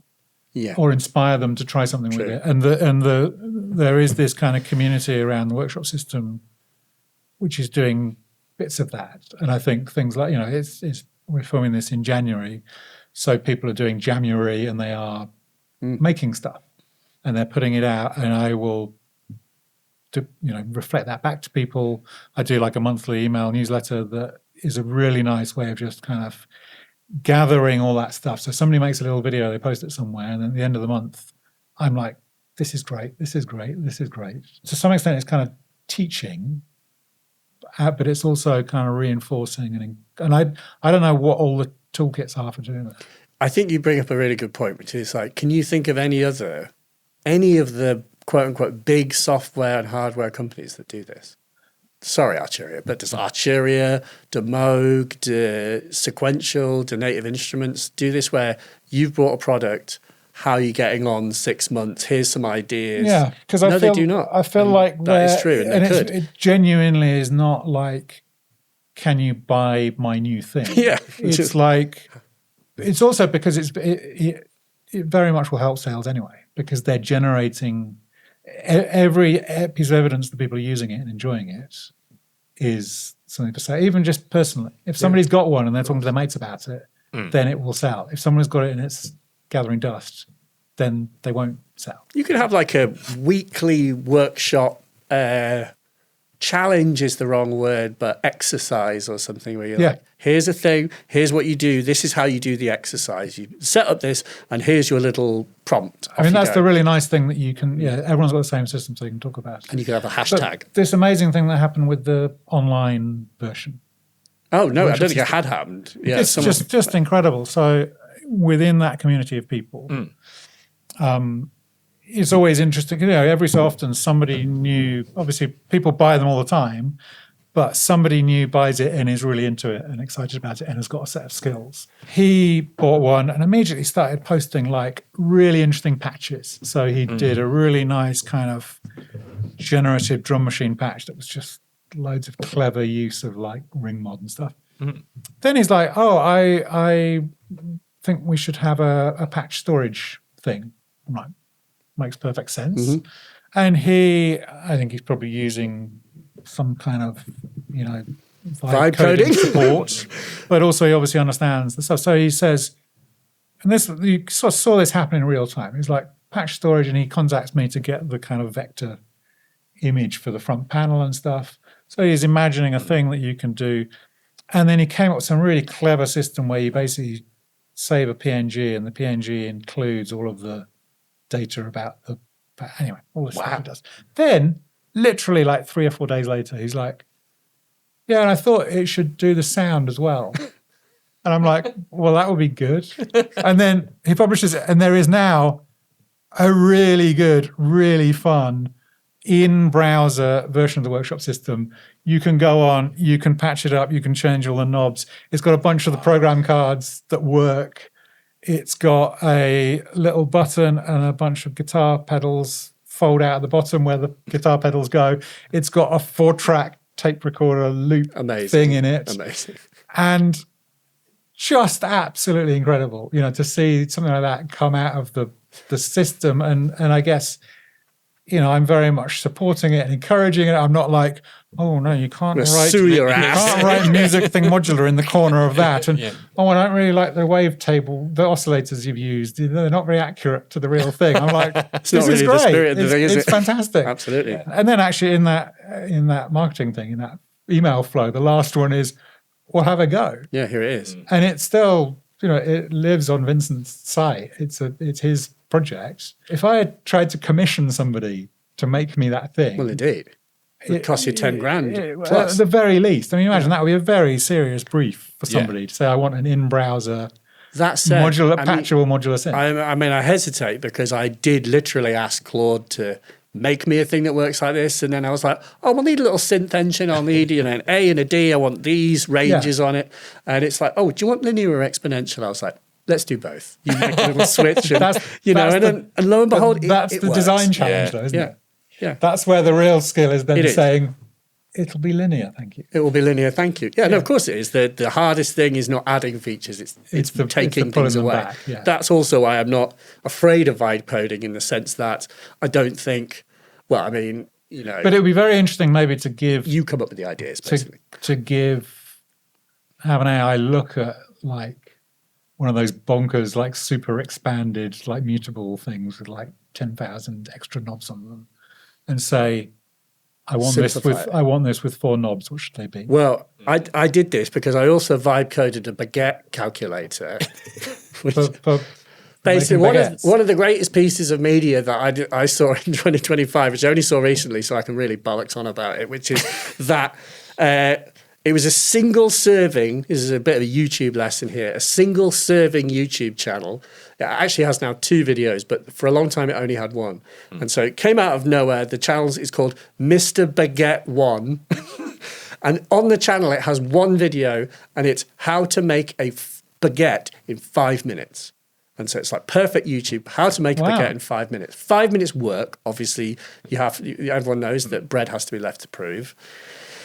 And in the video, it's really direct. It's not like, hey guys, welcome to the thing, and, we're going to do everything baguette, weekly baguettes. It's just, welcome. In this video, I will show you how to make a baguette. And I think it almost sounds like he's making up his French accent because it's so contrived, but it's so perfect. He's like, this is what you do. You mix, and the whole thing is amazing. You take the bowl, you mix the ingredients. That's it. You don't need, you just mix it, you put the lid on, you leave it for 10 hours, then you divide it and put it onto the thing and bake it. And this has got like 100 million views. It's got 3.5 million views, has the video. And everyone who's watched it is like, this is amazing, I love you. And then apparently, like a month ago, he releases a new video. Top hit is Return of the King. He's back with a new bread recipe. It's 8 minutes, but it's sourdough. So, how to do sourdough in 8 minutes. Wow. I forgot why I brought this up, except, my bread calculator. So basically the guy being helpful and obviously single serving, he has created an Excel spreadsheet to help you do the calculations in case you might wish to make more or less baguettes, or you have a warmer or a colder climate, because obviously that affects the proving time. And so I take the baguette calculator and I put it into Claude, and I say to Claude, I want you to make me a nice interface for this. I just want sliders. I want it to work in this way. I was like, you've got to use bread emojis and make it look fun. And it did. And this is now paying your living costs. Yeah, exactly. And lo and behold, it did, and it works. And the bread calculator is great. But there was another thing, which is that where there was a thing talking about water temperature, where it's like, based on the water temperature, you should prove for this amount of time. I was like, well, what if my water temperature varies? And I was like, I have a kettle that can boil at different temps. So I was like, what you should do is I want you to make me a calculator where I know the maximum volume of water I want at a certain temperature, and I know how much I can boil my kettle to because I can choose the value. I want you to make me a calculator so you can tell me the ratios of water from the kettle at this amount to water from the tap at that amount to get the correct volume at the correct temp. And guess effing what? It does it. And I tested it. I'm like, you're shitting me. Like, this actually worked. The thing was quite convoluted. It had multiple ways of calculating the same thing. And at the end of the day, there's one temperature that I wanted to deal with, the one water temp. And it was lots of redundancies in the thing. Single knob. And I was like, just one bread. Yeah. And so I said to her, I was like, I knew what the answer would be. The answer is get rid of the water. There are a few slides. It's boring to explain. But there was an obvious way of doing it to reduce and simplify. And I said, you just reduce and simplify it. And it did do the obvious thing. It didn't go, well, I've just deleted half of the thing and just done some stupid inane thing. It got it right. I did the opposite. So I was using it to make plugins, make VST plugins. Oh, yeah. Does it do that? Yeah. Like, fine. does it make them, can you run them? Do you have to compile them or whatever? Well, the way I did it, there's a library called Juice. Okay. You install Juice, and I'm sure I can tell you how to do that. And then it gives you it's basically 4 files, gives you the files, and you just compile them. But what I found funny, you make one, and then you're like, probably have some more knobs. Just think of some more Just controls. generally. And Just think of some more And came up with some perfectly sensible new knobs to add to it. Wow. Not add the producer knob that does nothing. So that, the legendary thing of your mixing desk has got a producer knob so the producer can turn it up. No, that is better actually. Well done, you did something. Gear of the year? Can't talk about the objects. Tim, what's your gear? We can have both software and hardware. And I mean, obviously, you may have a software leaning. I should have looked at more closely at the notes he circulated, because I should have thought about this ahead of time. Always feel free to interject when you think of something. Finalist by Tim Exile. Yeah, I mean, I can't. You can't choose your own things. I just get really stuck into building my own things. Basically, what we're getting at here is Reactor is still the gear of the year, and I think that's also the. Yeah, I talked to you when we spoke in the podcast. It was. Is Reactor cool still? And I do think it is dangerous where we have these tools that are eternally useful. Yeah. And yet I just think as humans, we've got a kind of novelty bias, and it's a real problem because we're leaving by the wayside huge potential in anything like that. Exactly what we were saying earlier as well about, like, you were talking about bringing out new products. Yeah. And that thing that I've been able to do because I've been too busy to invent anything new is actually spending your time just saying, that's my product. Yeah. And I'm going to promote that. I'm not going to chuck that out and then get bored of it. Yeah. I'm going to try and find new ways to get people to engage with that thing. Yeah. So the thing that I'm working on this year is basically going back to the whole scape shift idea. Yeah. The big problem with scape shift, I mean, I did that whole thing of defining all the data structures and I built this whole framework to build scape shift. And it is so unhackable. Like I can barely hack it to make different noises and do different things, and that's what everybody wanted. They want to make it their own, don't yeah, they? Exactly. Like, I want to get on the handles. Yeah, and so I think that it's really interesting the novel, the quest for the novel. That's a really interesting kind of thing that what we do can unlock, because when you get a new module. Obviously, you get that whole novelty dopamine rush, but then you can also get novelty dopamine rushes by finding different ways to patch that module. Yep. And I think having a more recycling approach to how you get your novelty dopamine. Surely we should be able to plug into Claude. Here's all of, or this is like a Google Notebook LM thing potentially, which is also a thing that we discovered in the year. That is amazing. You can put the manuals for things. You could ask for provocations. That's a thing you could use AI to do, and it might inspire you to not spend more money. Yeah. One thing I found that was interesting. Somebody I was chatting to somebody who had a kind of startup and had a whole kind of ideas. And they were saying, I want to do this thing and this thing and this thing. And they were these kind of complicated concepts for whether they were effects or modules. I can't remember exactly what the thing was. I said to them, I said, are those ideas from AI? And he said, yeah, that shows how flexible the whole idea is. And I could really recognize that thing where when you first start using it, it will produce ideas for like modules or musical instruments or something that do sound very plausible. Yeah. I mean, I've seen dozens of lists and I haven't bothered to make any of them. I haven't been like, that is something I want to spend a year making. They're very attractive, those ideas, when you first see a bunch of them. But actually, they're not really... Well, ultimately, I think it comes down to the thing that, like with Scapeshift or any generative system, ultimately, you are the filter.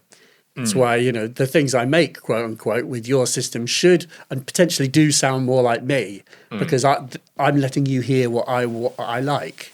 So similarly, AI systems can indeed like get you to come up with YouTube titles. That's the mad thing. I was like, wow, this can literally come up with hundreds of genuinely plausible but many quite annoying YouTube titles, many of which I'd be like, no, absolutely not. No way, mate. But then within those, there were ones that I was like, oh, that's actually quite good. Or, oh, that would be good if I just take that other stupid thing that you added to it that I don't like. But I'll take the first part of it and simplify it. You do also have that whole kind of cliche thing. I saw an advert for a camera, like a Samsung camera or something, that said it had AI-enhanced zoom. Yes, I saw this ad for the phone. And I'm like, that's really problematic. Yeah, it reminds me of the classic moon camera. If you remember some phone that had its special thing was that it can take really great pictures of the moon. Wow. And they were like, it's just because it pastes in a picture of the moon. Oh, right. Okay. Yeah, this is the whole thing. It was like, it knows what the moon looks like. You can point a camera at the moon. It's obviously very difficult for a lens to render the moon nicely because an iPhone can't really do it. It's like, brightness but issues. It's an understood image, and you could imagine it picking up certain phase. They just had like a really good high quality scan of the moon, and it just it maybe had a bunch of them, but it just pasted in the moon. But that absolutely fundamental problem there of like, if I see something on my phone absolutely incredible and I zoom into it, I'm not taking the picture of it. I'm taking a picture of an interpretation of what it should look like, not what it does look like. Yeah. And I think that's why, to me, so much of the music stuff just sounds like, it sounds exactly like the sort of thing you'd expect to hear. I mean, it can do things that are unexpected, certainly. Yeah. But it's not the same as something that's real. Because I think that the fundamental feature of it that I think is often kind of fantasized away is that it is just this mad interpolation thing. Yeah. And you can give it insane amounts of data that are kind of inside, you can create this n-dimensional space, but it's bounded by the edges of the data. And all it can do is find new in-between spaces, latent spaces, like that exist in between the data. But it's trained on data that has been generated by us, and there's 8.2 billion people alive in the world right now. Every single one of us has about the same number of connections as the best AI models today. We're training on this limitless data set, which is our experience. And we don't know. We just don't know the edges. We don't know the boundary of our data set, and we can always go back to our lived experience. And we can create reports of it, and then we can kind of digitize these reports of it that we share with each other and create resonance and go like, oh, do you see that thing over there? Yeah, I saw that. What do you think about that?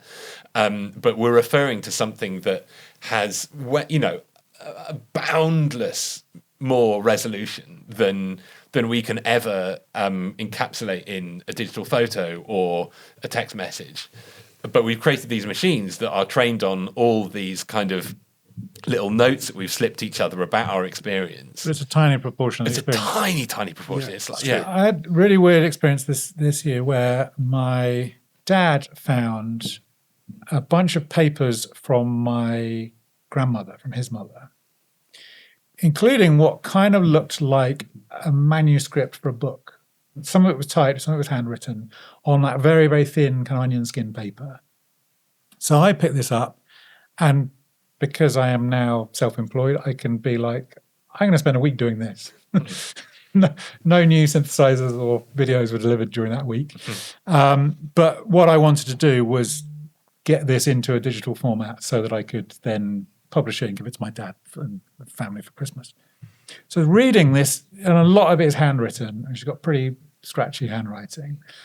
And bits of the typewritten stuff I could scan and make reasonable sense of that. But what was so interesting was it was very very kind of eccentric, very unexpected. It's a story it's basically a novel about a woman in 1941 in England whose husband's in the Navy, newly married, which is obviously really what was happening to her. And the point was you'd read these sentences and just be really hard to understand the sentence because it's hard to read and it's handwritten. And what I found was like one word would completely shift the meaning of the whole thing. And so there was a bit I remember early on where she was talking about this old woman who was annoying her, and it referred to her as a red woman. Like, why is it referring to her as red? Is it like, was she wearing a red? Just, you just couldn't quite make sense of it. And then much later in the book, I realized from the context that it was old, just the way it was written. How she writes. Was, and then you went back and you're like, oh, okay, great, I've got that.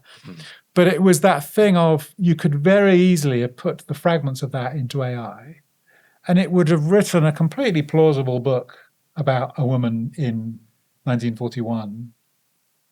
But this book was really odd and distinctive and specific.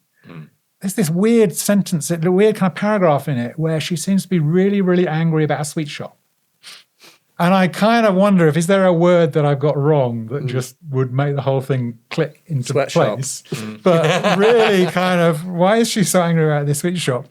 But that idea of an absolutely real human, very distinctive, very not anywhere else in the world. And it's just like me versus the scratchy writing, trying to extract the meaning from it. And it felt very, very distinctive to me in that it was partly from a very female viewpoint. It's expecting there to be like a spy or some baddies or some action. There's nothing like that happening at all. But it was a really interesting experience of the kind of lived real human experience that is absolutely not cliche. The things that happen in it are not like, maybe if I'd read loads of books about women in the 1940s, it would have been familiar, but it felt very different from like, show me something like this. So that's also, you're putting your finger on one of the reasons why one of my most hated things is using AI to write. Yeah. It's just that, and indeed there was this thing that we discovered, there was a website, there is a person, and apologies to the person if this is in this and you're watching this, because, this person had created a website that took videos, including my own, and was doing AI sort of summaries of the videos, which in principle I, can accept the concept of that it takes, the video, which is 2 hours long, and creates a written, and the aim was to make a fun written version of it. But unfortunately, in my opinion, the result is, because it is written by AI and it is written with this kind of very style-based sort of model, then the results are basically nearly unreadable in the sense that it's all style and no substance. And what is painfully clear when you read these summaries is the fact that it is not written by a musician, because the things it focuses on, the conclusions and the emphasis that it places on certain things, and what it chooses to be excited about and to point out to you are not things that a musician would have pulled from it. And what I said to the person was, at the end of the day, mate, this model has no lived experience. And because it has no lived experience, I am not interested in what it has to say, and it doesn't pull what's relevant to a musician. So not only does it have no lived experience, but it does not have lived experience as a musician, which is why, you know, Sonic State, Nick Batt, these people can have careers and are still listened to, is because they do have experience as a musician. They do understand what a musician wants. And it isn't to say you couldn't train a model to be... I was going to say, you know, we've now got, 16 to 20 hours of us talking? Yeah, come on, I reckon we can just do infinite Why We Bleep now. We don't need to... But ultimately, the fact of the matter is we come to these conversations having drawn from that infinitely nuanced well of having lived 365 days of life and read and reacted to things and gone, oh shit, that stuck out to me, you know, where I'm like, what was the quote? Oh, I was going to say my favorite cultural reference is, of course, from the Why We Bleep podcast, which was the interview with Morgan McWaters from Wrong, where Morgan said, cracked Fruity Loops is the folk instrument of the 21st century. Yeah. And when he said that to me, I was like, yeah. You know, because obviously I recognize that instantly is true. And I'm like, my God. And also, you know, I'm like, it flies in the face of the fact that piracy is considered wrong. If you go on the ImageLine website, there's a whole thing on the ImageLine website about piracy is wrong. We have a fucking form to submit to shop people in terms of piracy. That's how vehemently ImageLine is against piracy, which of course makes complete sense because ImageLine is a business and it's not in their interest. But cracked Fruity Loops is the folk instrument of the 21st century. That this, being able to get this software and just put it on your mum's laptop and to make some music with no one's permission and no one over your shoulder saying, that's shit, you can't do that, or you have no right to make music. What right do you have to be creative? You know, that is so true. And I don't know if I put my AI transcript through Claude and I said, what's the most significant thing that was said in this entire podcast? I believe my layman's understanding is that these things are based on frequency. So the fact that you only said that once doesn't make it the most important thing. It's probably, you know, mid-side, because that's the phrase we use the most. And, you know, which is important to the conversation, but it's not the most important. And so days later, and it popped out of my head apropos of nothing, and it's just that's the subconscious rolling around. I was thinking about the fact that he'd said that. And over Christmas, I don't know where I was, but I was just doing something else. And in my head, it was like, why is there no free version of FL Studio? Have you now sold everything? Yes. And you've got a 200 quid laptop. I heard and a cracked version of Fruity Loops. All your friends are selling all their workshops and just using a cracked Fruity Loops on a Pismo. Yeah. Not a Pismo, because that's probably more expensive to get hold of. Just 50 quid. Are they? Okay. Yeah, no, it needs to be like a Dell. Yeah, it needs to be like a Dell. Desktop Dell with a big CRT monitor, showing our age here. But that inspired me. It popped into my head, why doesn't this exist? So I made a video. Well, I friended Konstantin Koneka, who's the CEO of ImageLine on LinkedIn. I was like, hello, friend. And I'm like, I don't know Gerhard Beles from Ableton, but I am speaking to Ableton about doing videos and stuff. So I was like, anyway, I made a video and I was like, this is an appeal to this concept because... Is there a free version of Ableton still? There always used to be, didn't they? No, there isn't. And no, there never was. There's no free version of Ableton. There's live... There's one that you would get free when you bought stuff, wasn't Light. Light, yeah. And but it's not, you have to do something else to get through the door. There's a weird, there's a wall that's like there's a little garden wall that's just enough to mean that you need a credit card, that you've got to buy something, you've got to buy an interface, a MIDI keyboard, a microphone, something that's got the producer pack in it. And you may get it. Also, key point is I discovered you can get Ableton Note. If you buy the Ableton Note app, which is €7, €7, whatever, you get Light with that. You can't but there really pay. Should just be a free version of it. Damn straight there should. I don't understand why you wouldn't do that. Well, damn straight Tom Whitwell, That's why I'm putting 2026. the paywall on that evil free version of the workshop Exactly. I system don't understand why you would want Unbelievable. people to just get their hands on your thing and go, this is fucking cool. I wish it was a real object. Oh, wait. Yeah. But I think that, I mean, there's something good about, Vincent creating that. Yeah. He kind of lives in his world. I've had a few conversations with some of the, the people at Native and Ableton and ImageLine. Obviously, they know that their software is being cracked and pirated. And I think there is this kind of tacit understanding that the cracked version is the free version. But that's a mad customer relationship. Yeah, I know it is weird, but then there is some sort of business rationale behind it because if it's a crack, then you don't have to do anything. But you don't have to that's support true. You could do that with the free version. You have the forum and Discord. Look how people help each other. And then you could put a torrent up that is the torrent, so you don't even have to host the thing. Yeah. Even though that's just so dumb, you should not do that. You should just let people download it from your site. You can host stuff very cheaply. Exactly. But it doesn't make sense to me. But I agree. I see why people make that argument. But they must have had that conversation a lot of times the last 20 years. Yeah, because I think that to actually turn that into a sort of a business initiative and it's like, okay, there is now a free version, then there's infrastructure. You've got the infrastructure and just developing it, and that you'll have to support it to some extent.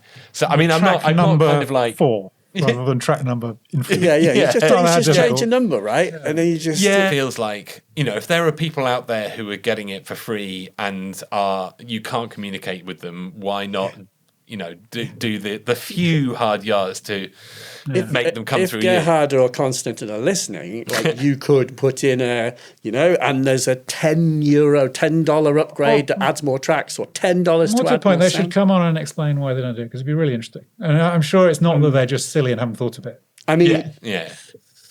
I think the same thing, of course, but I just think when you get in business mode, then too much. Sometimes, like, again, my experience of like newspapers and paywalls, when we did that, everyone was like, oh, do you not realize you're total morons? You're not going to make any money. Yeah. The internet is free. It should be free. And when I joined the Times, it was losing 20 million quid a year. Sometime after I left it, it was making 20 million quid a year. That was a very, very, very contradictory. Everyone explained how we were idiots for doing it. And it was wrong. And it turned out that actually it was not wrong, and that actually give away all your stuff for free may not be. I mean, it would be be really interesting to have that to understand the thing, because they would have been thinking about it forever. Yeah, indeed. But I would also say, in model-wise, I might shareware and free-to-play are also models. Doom from 1993. I'm showing my age again, but I've been thinking a lot about the mid-90s, and it's 30 years since, and hence. But I was reading John Romero's biography. But anyway, Doom, they give it away. They upload it to the University of Wisconsin, Madison, whatever, and they put it on the servers, and you get a lot of the game for free. Yeah. But you don't get all the game, and then you have to pay for the rest. And just as now with Fortnite and Rocket League, it's free. You download the game. Come, children. Come, children. Yes. Children, come and play game. And then ask parents for game bucks. Yes. They cost real bucks. But that's the model. And it worked. I mean, Fortnite makes money, and it's a game. Ableton is also a game of sorts. Yeah. And it could too. It could have a free. No, it just, to me, but again, my beef with it and it not existing isn't that it's a missed marketing opportunity or it's a missed business opportunity, even though I think in a way it can be, and likely it is. Interestingly, Presonus did have a free version of Studio One. Fender One. Fender One. Yeah. But now there's no Fender One Prime. And I wonder why they stopped doing it, whether it was, they got bought by Fender and it was considered improper to give away. Probably they're all just morons and we know them. Come on. But at the end of the day, my beef with it is the fact that it's not about money. It's not actually about making money. If all it's about is making money, then you're pretty effed. But beyond that's that, my beef with private equity owning audio companies and the people who run them being, when you look at their CV, they were like, vice chairman of Pfizer or whatever. And what I don't see is a crack copy of Fruity Loops in any way, shape or form. And they've literally never even touched the piano. It's just, they're just business people only. And that's just not, this is not only a business. It's not. I don't think you need that argument, though. I think it is going back to that original point, there's a real value in being the Vogue instrument of the 21st century. And if you are that, you can definitely find ways to monetize that. The way Ableton, has gone from nothing to being an extraordinary kind of force. That's that comes from its mass use. Mass adoption. They put this whole thing out in that massive kind of private equity feeding frenzy around the time when Native got bought out. A ton of companies sold up to private equity when there was this. It was like 2020, 2021 pandemic, stimulus, crazy. That little window with just splashy cash.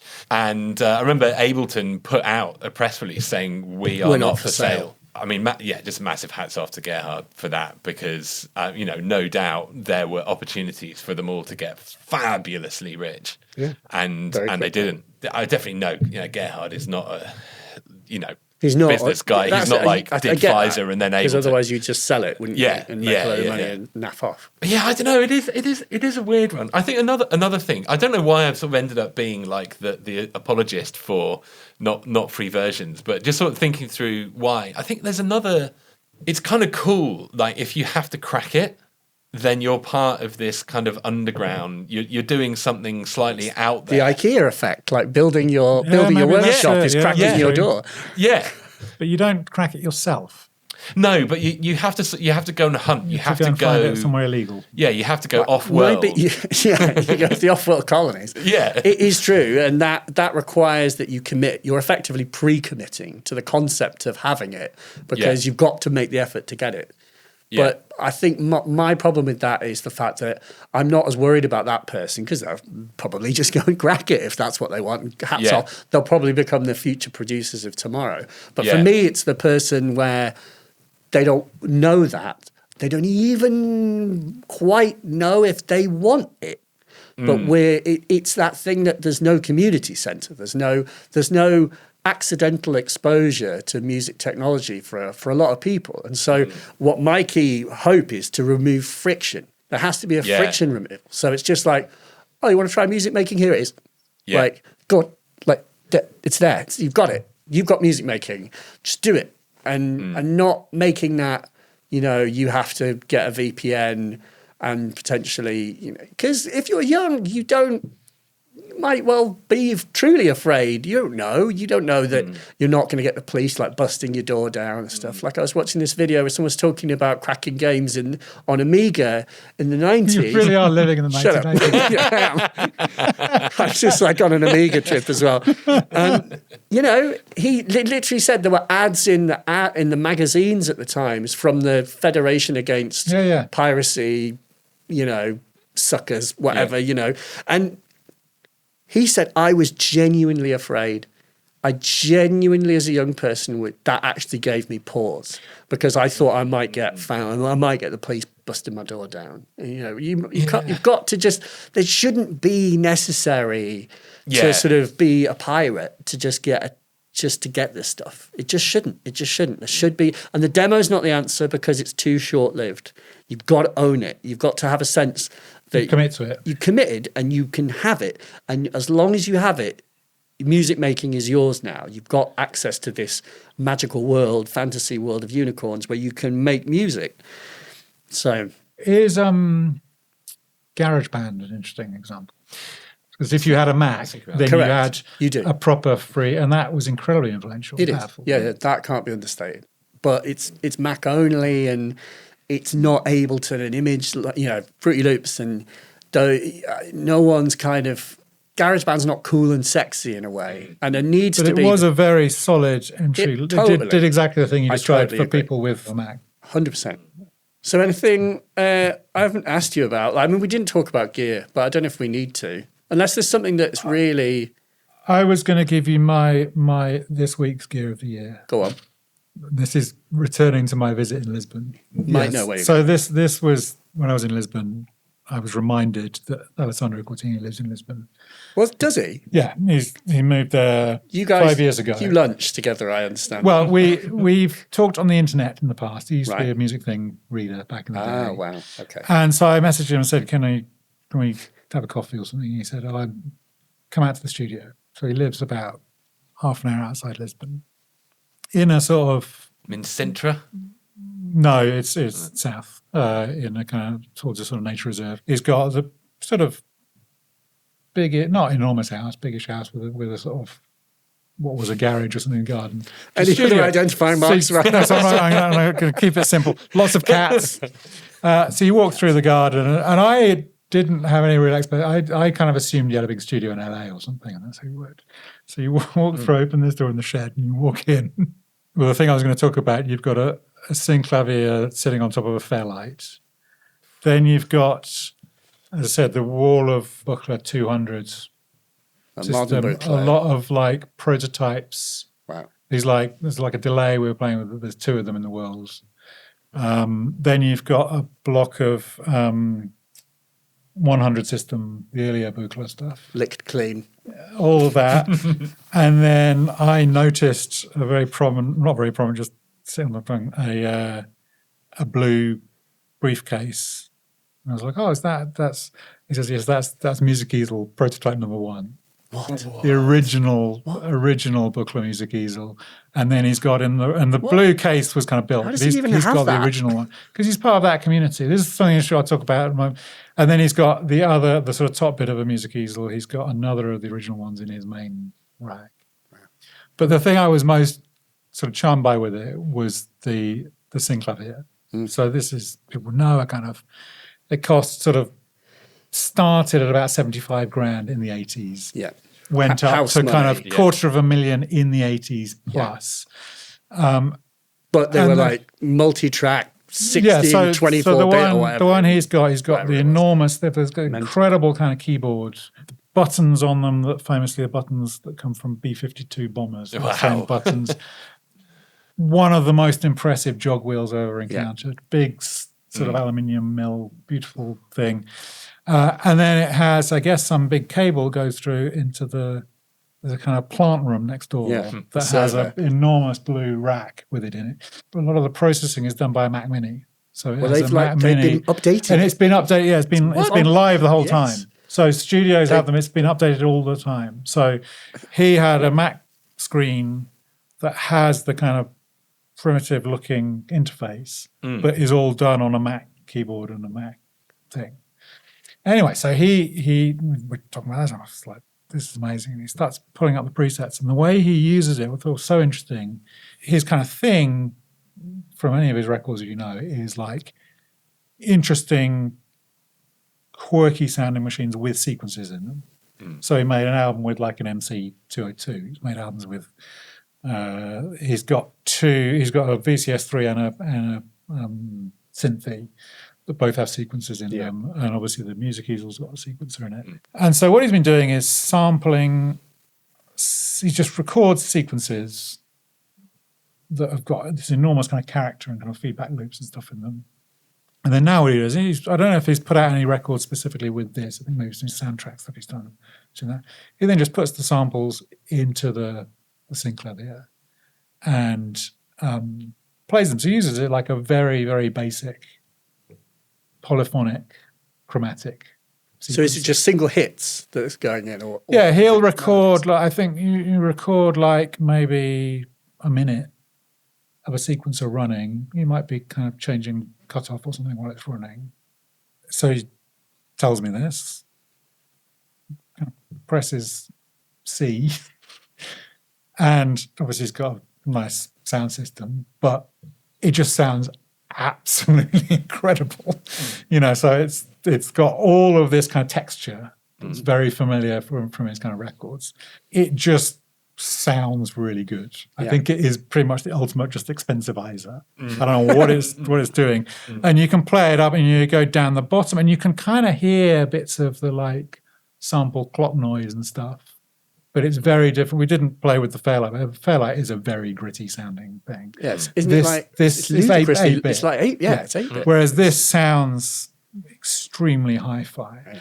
But what I found really interesting was just the way he kind of plays it. So you kind of play a note, and then obviously if you play an octave, you get that same sequence, but running obviously at double speed. Double speed, yeah. And then the way, I don't know if you know his records are always very kind of melodic. So it's fantastic. So he just starts playing these little kind of 3-bit, 3-note things that all sound exactly like him. But in this kind of very kind of hi-fi precise. And what I then found really so just fun, interesting thing. I then was just on my laptop. I had a recording of me with that thing I gave you, the touchpad thing. As I said, just like a slow sequence and some sine waves and square waves kind of jutting in and out. And I'd made a video of it then, but I took the audio from that, dropped it into Ableton, dropped it into Sampler. And I was like, this is it. It actually just kind of works. Hasn't it sounded as good? It sounded, I mean, it doesn't sound as good on my little earbuds and like, you know, on that. But that technique of taking kind of sequences with a bunch of texture and character in it, there's lots of little, like me just wobbling between square waves and sine waves and stuff, but with quite simple notes. I found, you know, layered up kind of 3 tracks of that with just simple sequences and kind of octaves on it. Sounded great. So that was my tip for the year, was if you've got 75 grand or whatever, then you probably need the Synclavier for it. They have an iPad app. It's a lot better. It's an iPad app. He actually has. He's got that one. He was like, it's fine. He pulls that one out. Fine. A bit I enjoyed was the comparing the jog wheel and the Synclavier with the. You can buy the jog wheel by itself. Eventide, yeah, but the Eventide H3000. It's just like, yeah, they're both good jog wheels. They sell the jog wheel by itself. Yeah, you can buy that. Wow. Yeah. I mean, that's probably about $5 grand in itself, isn't it? It is, yeah. And that presumably is just a VST in a box, isn't it? Yes. Yeah, I don't know that. But that was a fun afternoon. So I had a way smaller experience. What you were saying about seeing artists just kind of naturally sounding like themselves. I went to Schneider's Keller for the first time with a friend because I hadn't checked it out. And just completely coincidentally, about 10 minutes after I got there, Ryan Rival Consoles showed up, and he said, I'm here at Schneider's Keller for my first time. I wanted to check out, and this, months after it launched, so it was a proper serendipity. So we got chatting about this, that, and then he just kind of instantly gravitated to one of the setups there.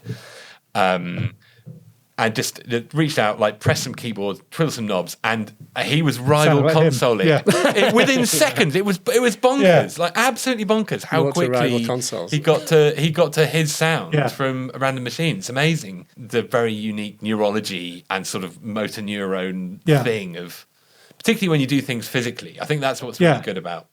Yeah, as Alessandro was doing, you see you just noodling about, and then be like, "Oh, that's quite a good one." Did you say that? Just.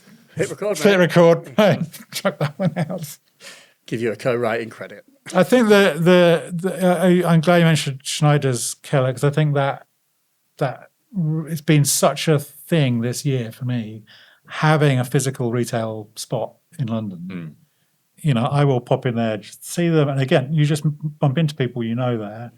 I've had lots of experiences of people will say, I was in London, I went in, because there's a workshop system kind of on display there, and people will see them, they will then buy them 3 months later on mail order or whatever, but that kind of relationship. And people do just go in and pick them up and buy them. The other interesting synthesizer people in Lisbon is there's a Patch Point there. So Patch Point, the very kind of esoteric store in Berlin that sells Kit Lombard and they now only sell things they make, which I didn't realize was new. So they make the Kit Lombard stuff, they make the Phoenix, this big sort of modular, they make the Kalimbas.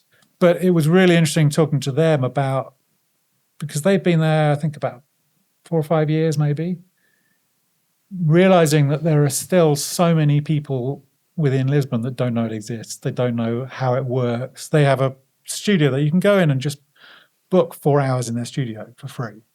And you can rock up and you can use all their weird stuff and they will show you. And it was interesting as well, while I was there, somebody came in and was like, "Oh, I'm interested in these wooden synthesizers," and meaning the Cat Lombard stuff, and he kind of just picks up 3 of them, takes them into the studio, plugs them in, and says, "Have a go with this."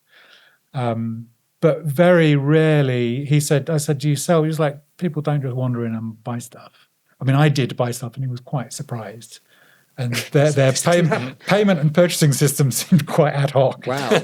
But that sense of what the purpose of that thing in the place is, because it's also a factory. They make stuff there.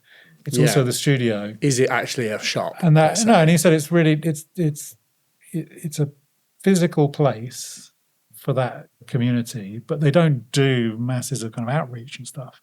There will be hundreds and hundreds and hundreds of people in Lisbon, which is not an enormous town, who would absolutely love and be excited about that, but they just haven't discovered it yet. And I meet people all the time in London who don't know about Schneiderskeller. Yeah. And that sense of how long and how slowly it takes to build that community, build that reputation. You're saying, like, the Berlin one is obviously much more well-known, and they probably have a reasonable saturation of interesting electronic music. People know that it's there. Yeah. But the persistence you have to do to build that community, I think, is really interesting. Well, good luck. Yeah. Thanks. Well, thanks, everyone. Thank you for having us here. Yeah, absolute pleasure having you here. Thanks for including me as well in the Tom Whitwell ritual. Why We Bleep ritual.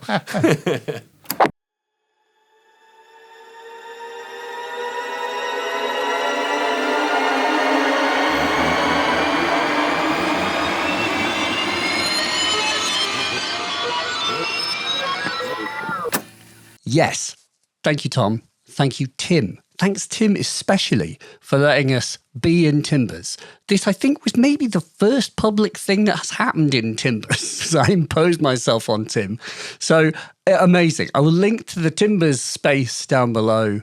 And that is just an amazing space. He had this whole 9.1 system.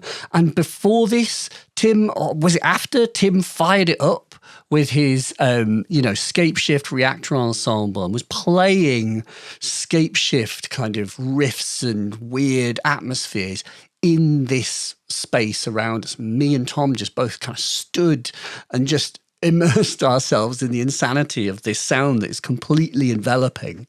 Well, my sort of ask to Tim was just, Tim, can I turn it up? Can I turn it up more? How far can I turn it up? To the point where Tim was like, yeah, I've been a good neighbour so far. So I'm kind of trying to find the line with this. And so thank you, Tim. Tim makes amazing reactor tools, and obviously you should check those out, including his whole mastering thing, Finalist, where if you have stems, you can put the stems in, and Finalist will do you a master, and you can get your hands on the controls and tweak and push the master in different ways. It's a really good tool for just going, right, here's something that's basically finished, but I got lost in the mixing stage. I'm just going to wang it into Finalist and print it, and maybe it'll be done. And I think there's a lot to be said for any tool that can help grease that final bit of the wheel to get you to just get your music out there in any form. Because finished is better than not finished in whatever form it is. And so I told you at the start of this conversation that I would give you my gear of the year as a sort of ending thing. And so it's there's so many things that you encounter as you look at technology throughout the year that, it's very hard to pin them down. I think I would be remiss to not point out that my gear of the year is the titanium Incus that is in my right ear, because when we recorded the podcast last year with Tom, if you watch the video, you may or may not be able to see, but in my right ear, there was actually a wadded wad of bloody cotton, which, now I've pointed it out, you may or may not be able to see, but I just had the surgery.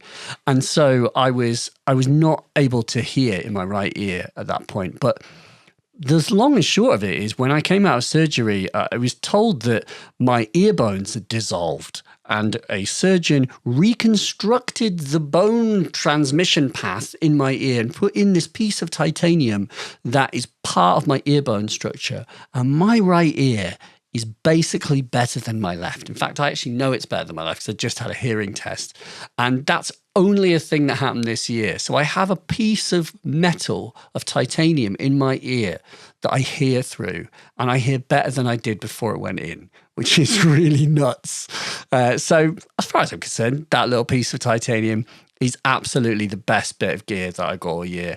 And it was free on the NHS. I mean, I don't know how much one of those would cost you if you had to buy one. It's not very big, obviously, but that is a precious metal. Obviously, you know, the AI thing is something that we talked a lot about it. And we mentioned the word Claude. And I would be remiss not to mention that I was using Anthropic's Claude as that's the only piece of AI technology, with the exception of Google Notebook LM, that I have used. I did try Google Gemini at one point in the year, and Gemini has this thing where it can watch your screen. And I tried firing up Photoshop and asking Gemini, because I know Photoshop really well, I was like, Gemini, how would I do this? A thing that I know the answer of what to do. And Gemini was very good at saying, oh, I see we're looking at Photoshop right now, and you need to go here, you need to push this, these are the keystrokes you would do. And it did a really good job of talking me through the task. And I think that is very interesting to me, because I'm not interested necessarily in the answer. I'm interested in you telling me, piece of software, how to get an answer, i.e. show me how to use this piece of software that I've just picked up. I want the software to teach me. You know, how amazing if you got a copy of Ableton Live, if the copy of Ableton Live could teach you how to use it. Now, I realize, of course, that there are things called manuals. But what Google Notebook LM is a way of querying and interrogating manuals in a way that is immediate.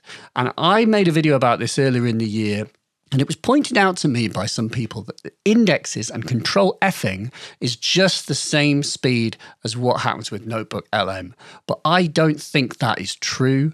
And I would encourage anyone who thinks that to try Google Notebook LM, because, for example, I'm able to put in the manual to some weird esoteric Eurorack module or thing that I'm trying to learn as part of making a demo video for it. And you can just ask a natural language question, like, I'm just trying to change the MIDI channel. Can you just tell me how to do that? Or you can ask more complicated things like, I'm trying to learn this section of the synthesizer. Can you give me some pointers of the things I should try? What are the menus? What are the controls that I should know about? Give me a summary of the key ones as related to this section. So you can sort of ask kind of general questions about areas of the thing. But for me, it's the ability to ask natural language questions, the ones I would ask if the manual was sentient. I would ask it this and I would just want the answer. And I can tell you that I much prefer just asking questions in this way, because I generally have an idea what it is that I want to do. And that is obviously the strength of manuals, is that if you read a manual back to front, you get a sense of the things that you didn't even think about asking it about. So that's really important. It is obviously essential to read manuals, because you're going to learn new things that you are not even cognizant of. Like, oh my God, I didn't even think about this. That's an interesting idea. It can do that. I never even thought I would want to do that, but I can see why that's interesting. Obviously, that's not what you're going to get if you ask these kinds of questions. But if you know why you want to do something, so for example, I've got an Electron Octatrack and I'm really just trying to make a looper out of it, then you could ask Notebook LM and feed it all the manuals and see what happens. It has been pretty flawless. I mean, not pretty. It has been flawless in my experience to give me the answer from the manual. And the key thing with Notebook LM is that it does not hallucinate, because it's only using the manual as the information. So it's a way of interrogating a 400-page document, for example, and just getting a quick answer. Anyway, so Google Notebook LM and Claude, obviously Claude being the thing that lets you vibe code and also do, for me, it's about doing things, have it make things, make software prototypes. It can do that. Like, you can make a fully functioning software prototype with a little software device that actually makes sound, and it can just do that and let you play it in the browser. It's amazing. And so I've been able to software prototype just concepts of things that I'm interested in, which I don't think I could easily do in VCV Rack. In fact, specifically, the thing that I mentioned with the Bifaco module in this podcast is something that I I thought long and hard about how I could do that in VCV Rack, and I concluded there isn't actually a way to do it with modules. At least I don't think there is, unless you have the most absolutely insane comparators known to humanity. I don't think it could quite do what I foreseen or what I imagine. Maybe I should ask. Maybe I should ask it. How would you do this as a modular patch? It might have an answer. So yeah, thanks, Claude. By the way, it also helped me do my tax return. So thanks. The other thing is Obsidian. Obsidian is how do you describe it? It's like a note-taking system. It's completely free. And the idea is that you can build your own sort of PKM or whatever it's called, personal knowledge base, or PKB. There's this whole sort of world of people who get really into Obsidian. But what I like about it is it's kind of like Google Notes, or it's like Apple Notes. But it has ways of interconnecting notes that is very nice. You can tag things, and then it can create clouds where you can sort of see the tags between your notes. So as you write notes about topics and give each one a name and you tag them appropriately over time, then you can then click into this kind of radar view and you see all these little spider connections like the modular synth patch that is your database of notes. And so you can start to see topics and concepts emerging. You're like, oh, wow, I've been really interested in, X and Y this year because look at all these notes that actually I didn't realize related to one another. That whole philosophy is called Zettelkasten. Zettelkasten, sort of German word. And there are books about this that are all very interesting. It's worth looking at and learning about because for me, one of the big things is that I constantly have to learn new things. I have to learn, how to do this in DaVinci Resolve and how to do that with this and how to use an Octatrack to do this and how to use, on an Apple computer. I constantly am having to run unsigned code because I'm receiving beta testing things and betas and all bits like this. So how is it that you do that like unsigned code? What's the sudo, xattr thing? What's the bit of code that I constantly have to keep reminding myself of, over and over again? Well, Obsidian is just a repository for it. Now, I realize you could do this in Apple Notes, but trust me, it's worth having a look at. It's completely free. You can customize it to the nth degree as a way of creating your own personal kind of wiki, your own knowledge base. It's really good. And, not only is it free, but you can link it with your iCloud. And then what's a simple way of putting it? You basically don't have to pay for a subscription either. They have a very good value one, but you don't even have to pay for that. So Obsidian, it's good. I really like it. Another one is SoundThread. I made a video about this in the year. SoundThread is also free. I am very proud to have helped make SoundThread minorly famous within the world of free music software because the guy basically didn't have very many views or very many people checking it out before I made a video. And the videos had like 300 and something thousand views. And he's actually, I'd see like blog articles where people are, oh, I saw it from this video. It was one of the most gratifying things to do because I literally found it, tried it, and was like, this is insane. All right, I'm just going to put on OBS. I'm just going to record, 20 minutes of me just explaining why I think this is cool. And thousands of people watched it, hundreds of thousands of people, in fact. And he's got thousands of people downloading it. And it is why it's amazing is because it is amazing. Not because there's a video that I made, but because the thing itself is actually legitimately incredible. And it is a suite of audio processing tools, an offline thing where you can put in sound files, you can put in the sound of a piano. And what you get out is this just, the sound of the devil's breath at 5 o'clock in the morning on the surface of Jupiter. That's what comes out. So SoundThread is a free piece of software that helps you to do that. And it's actually based on this composer's desktop project, which is a sort of long-standing academic and somewhat obtuse and difficult to use piece of software that can do insane things to sound. Like, for example, it could take this podcast. You could feed it in if you had enough RAM, the entire podcast, and it would reorganize the podcast based on the volume of the sound made in it. So the podcast, every sound that is in this podcast, from the quietest to the loudest, in order. It can do that. That's a thing that you might want to, that's possibly a better way. I should do a version of this podcast that's like this. So SoundThread is completely free. It's amazing. The thing that's not free, but is really cool, is Pure Lo-Fi by Arturia. Pure Lo-Fi is a sort of vibey synth and sampler marriage. It's both a synth and a sampler. It's a soft synth. I think it sounds amazing. I've used Pure Lo-Fi to make a bunch of things this year, bits of music in Ableton Live that I really, really like. And I love that there's a range of textural-based things that are in it, and there's synth engines. And so the idea is you can have, one block that's synth engine and one block that's texture. So, for example, there's the sound of an audience laughing. And so you've got these kind of big strings, sampled violins, and then you layer in the sound of an audience laughing. And every time you play it, you hear the same sample of an audience laughing.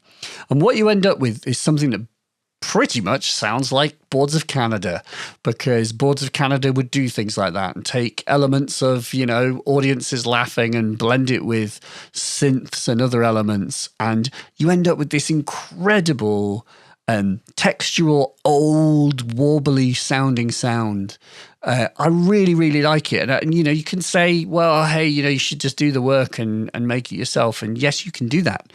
And maybe it will inspire you to do that when you see the light, a bit like that thing of hearing, oh, wow, I didn't even consider this as an option. And it can show you the value in using samples as synth material. So that is Arturia's Pure Lo-Fi, not a free thing, but I don't think it's very expensive. It's like 100 quid or something. Obviously, we talked in the podcast briefly about this DSP 56300. That is the free JP8000, JP8080. You should check that out. It's a little fiddly to get it to work because you have to go on their Discord and blah, blah, blah, and you have to find the VST, and then you have to download it, and then you have to get the JP8080's firmware off the Roland website. That bit's very easy because it's just there. You just download the actual thing. And then you can have a virtual JP8000 in your DAW. So this is called, DSP 56300, The Usual Suspects. That's what you would Google, is if Usual Suspects. That will bring you to the 1995 crime thriller, 1 hour and 46 minutes, with Kaiser Soze. But DSP 56300. They do a load of things. They also make a Nord lead, which I have tried. There are links. If you hunt, you can find the bins. I mean, I don't know if we can really, is it piracy to get the bin of the Nord lead from 1998 or whatever? Really? De Clavier, are they going to be concerned about this? I mean, in a way, they maybe should be if they ever considered making a soft synth of the Nord lead, because they should have done this. Anyway, these cool kids have done it for you. The final thing I will say on a piece of software is a bit of a free tip. I will put a link below to archive.org's, I need to remember to do this, archive.org's rave sample CD collection. Of course, I've been spending a lot of time on archive.org because I've been fantasizing about the 1990s again, and most of the software that ever came out in the 1990s is on archive.org, it would seem. And so their collection of sample CDs is literally that. It's all of the sample CDs, all the kind of best service and, the sort of Rave Stab 9000 sample discs that you would have bought in the back of Turnkey or whatever. You've gone downstairs in Turnkey in 1995 and, a surly young person would sell you begrudgingly a disc for 60 quid or 100 quid or something that had, 100 sounds on it. All those sample CDs are there on archive.org. And there is a link where there are, I think, in the region of 694 different sample CDs. 694. It would be interesting, wouldn't it, to have a NAS and just put all of those on them, and just spend a year, with contacts and nothing else. I mean, like what? I don't know what could happen. I don't know what wouldn't happen if you had that. There is an embarrassment of riches, an embarrassment if you know where to look. And so I will link you to archive.org and that page.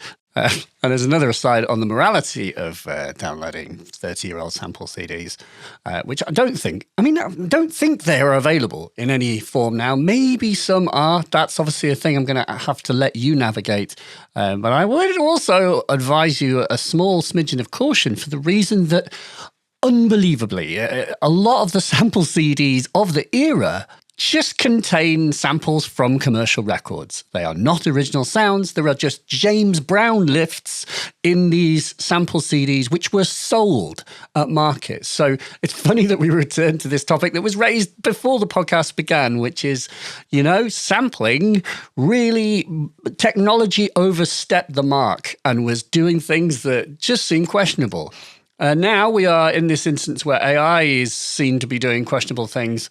We're here again, folks. But in any case, just be aware that some of these sample CDs are just not in any way legal to begin with. So you need to be careful if you use the sounds in your own music because there's copyrighted material that they did not have permission to use. Oh, and just as a little pro tip for you here, if you get JDownloader 2, which is an open source downloader, you can copy and paste that archive.org link into JDownloader and it will try and scrape every single disk from that link. So you can go through and kind of subtract from the link the ones that you don't want. And then just let the downloader handle the downloading of hundreds and hundreds of gigabytes of old sample CDs.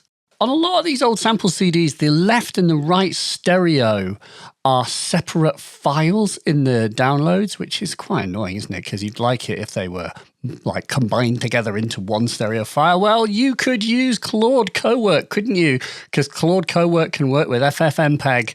And so you can ask Cowork to go through a folder, take the L and the R and combine them into new stereo files and delete the originals. So Claude is a tremendously useful friend for working with whole boatloads of files in this sort of way where it would be very, very, very prohibitive to do it yourself. You're just not going to do that, are you? So you can let AI do the busy work in this instance. And that, to me, is a good use of this technology.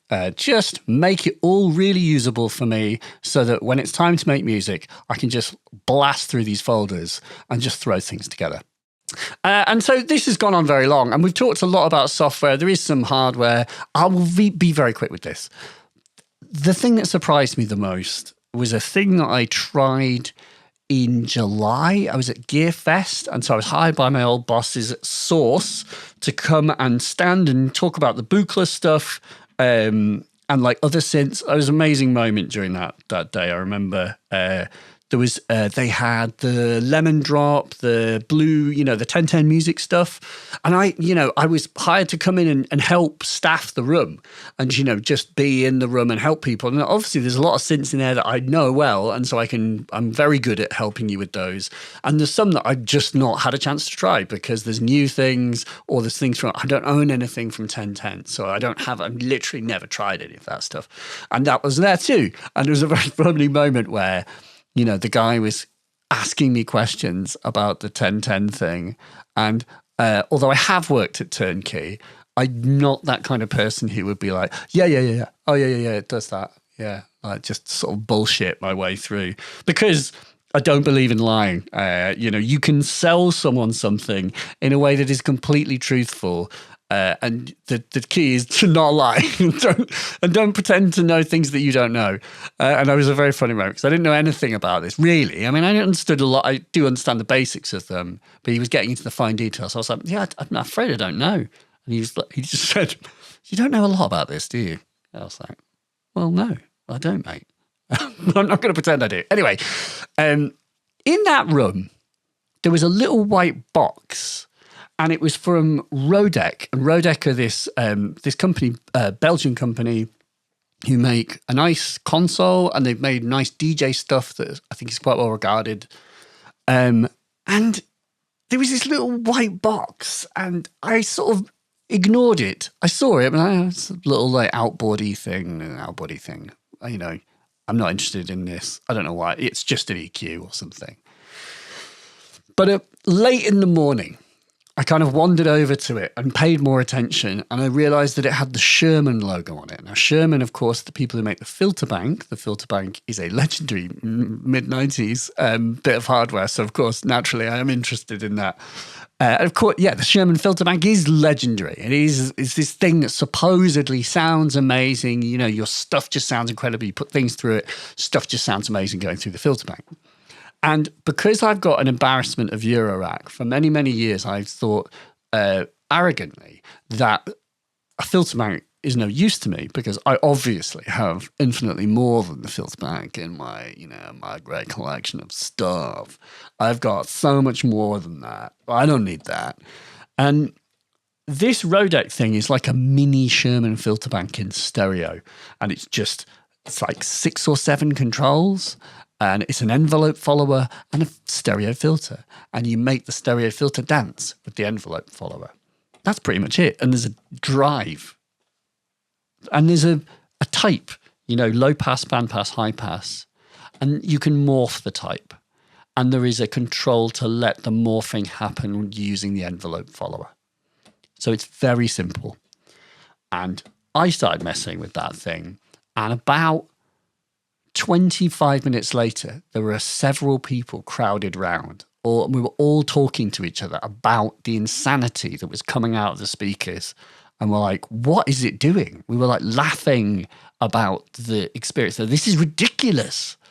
I was putting in an Arturia drum brute impact and it was coming out sounding like Left Field's Rhythm and Stealth because it's the Sherman filter bank that you hear on Rhythm and Stealth. It's a lot of that kind of crunched, interesting, dancey, weird, like kind of elements that sound like a weird mishmash of bass and drums. Things that are rhythmic crunch. It does that. And flip me Nora. It sounds really good. And so this little Rodec thing is actually one of the most interesting pieces of hardware that I've tried all year. And I've just made a video. It's not out yet, but I made a video about it. And I really like it. And I really want a filter bank as well. I was wrong. Even though I've got a Eurorack thing, I don't have a Sherman filter bank because flip me, my Eurorack stuff does not sound like this. So that's an amazing piece of hardware. Yeah, this is called a mini styler, by the way. It is the Rodec Sherman mini styler. And you can get it in a box called the One. And that's actually one of the best sounding things that I've had all year, like that I played with. And surprised me because I didn't think it would be that interesting. I ignored it to start with. And then when I gave it the time of day, I was like, oh my God. And there's, many more.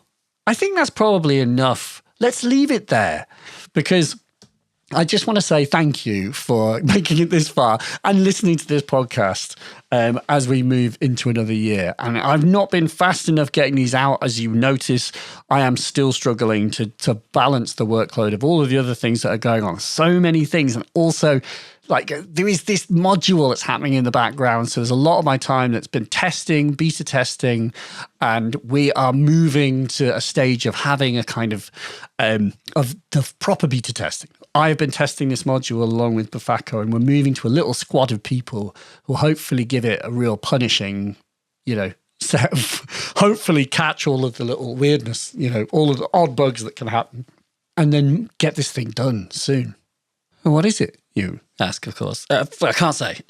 No, I literally can't say. That would be really dumb for me to tell you. But I can say, what I would say about it as I sit here is that I have wished that I had it on so many occasions. I wish that I had it in my live modular. I wish that I had it in every video that I make about modular stuff. I wish that I had it because I could do so much if I had it. The techno would flow in a way that would just, it would be really quite a thing if I had it in my rack. And I actually think that everyone I don't think there is a modular synth that wouldn't be more interesting if it had one in there. In fact, that's just definitely objectively true. It will make every modular more interesting in some way, shape or form. For reals. And obviously I think that because I think it's a cool idea because I came up with it, but you'll see.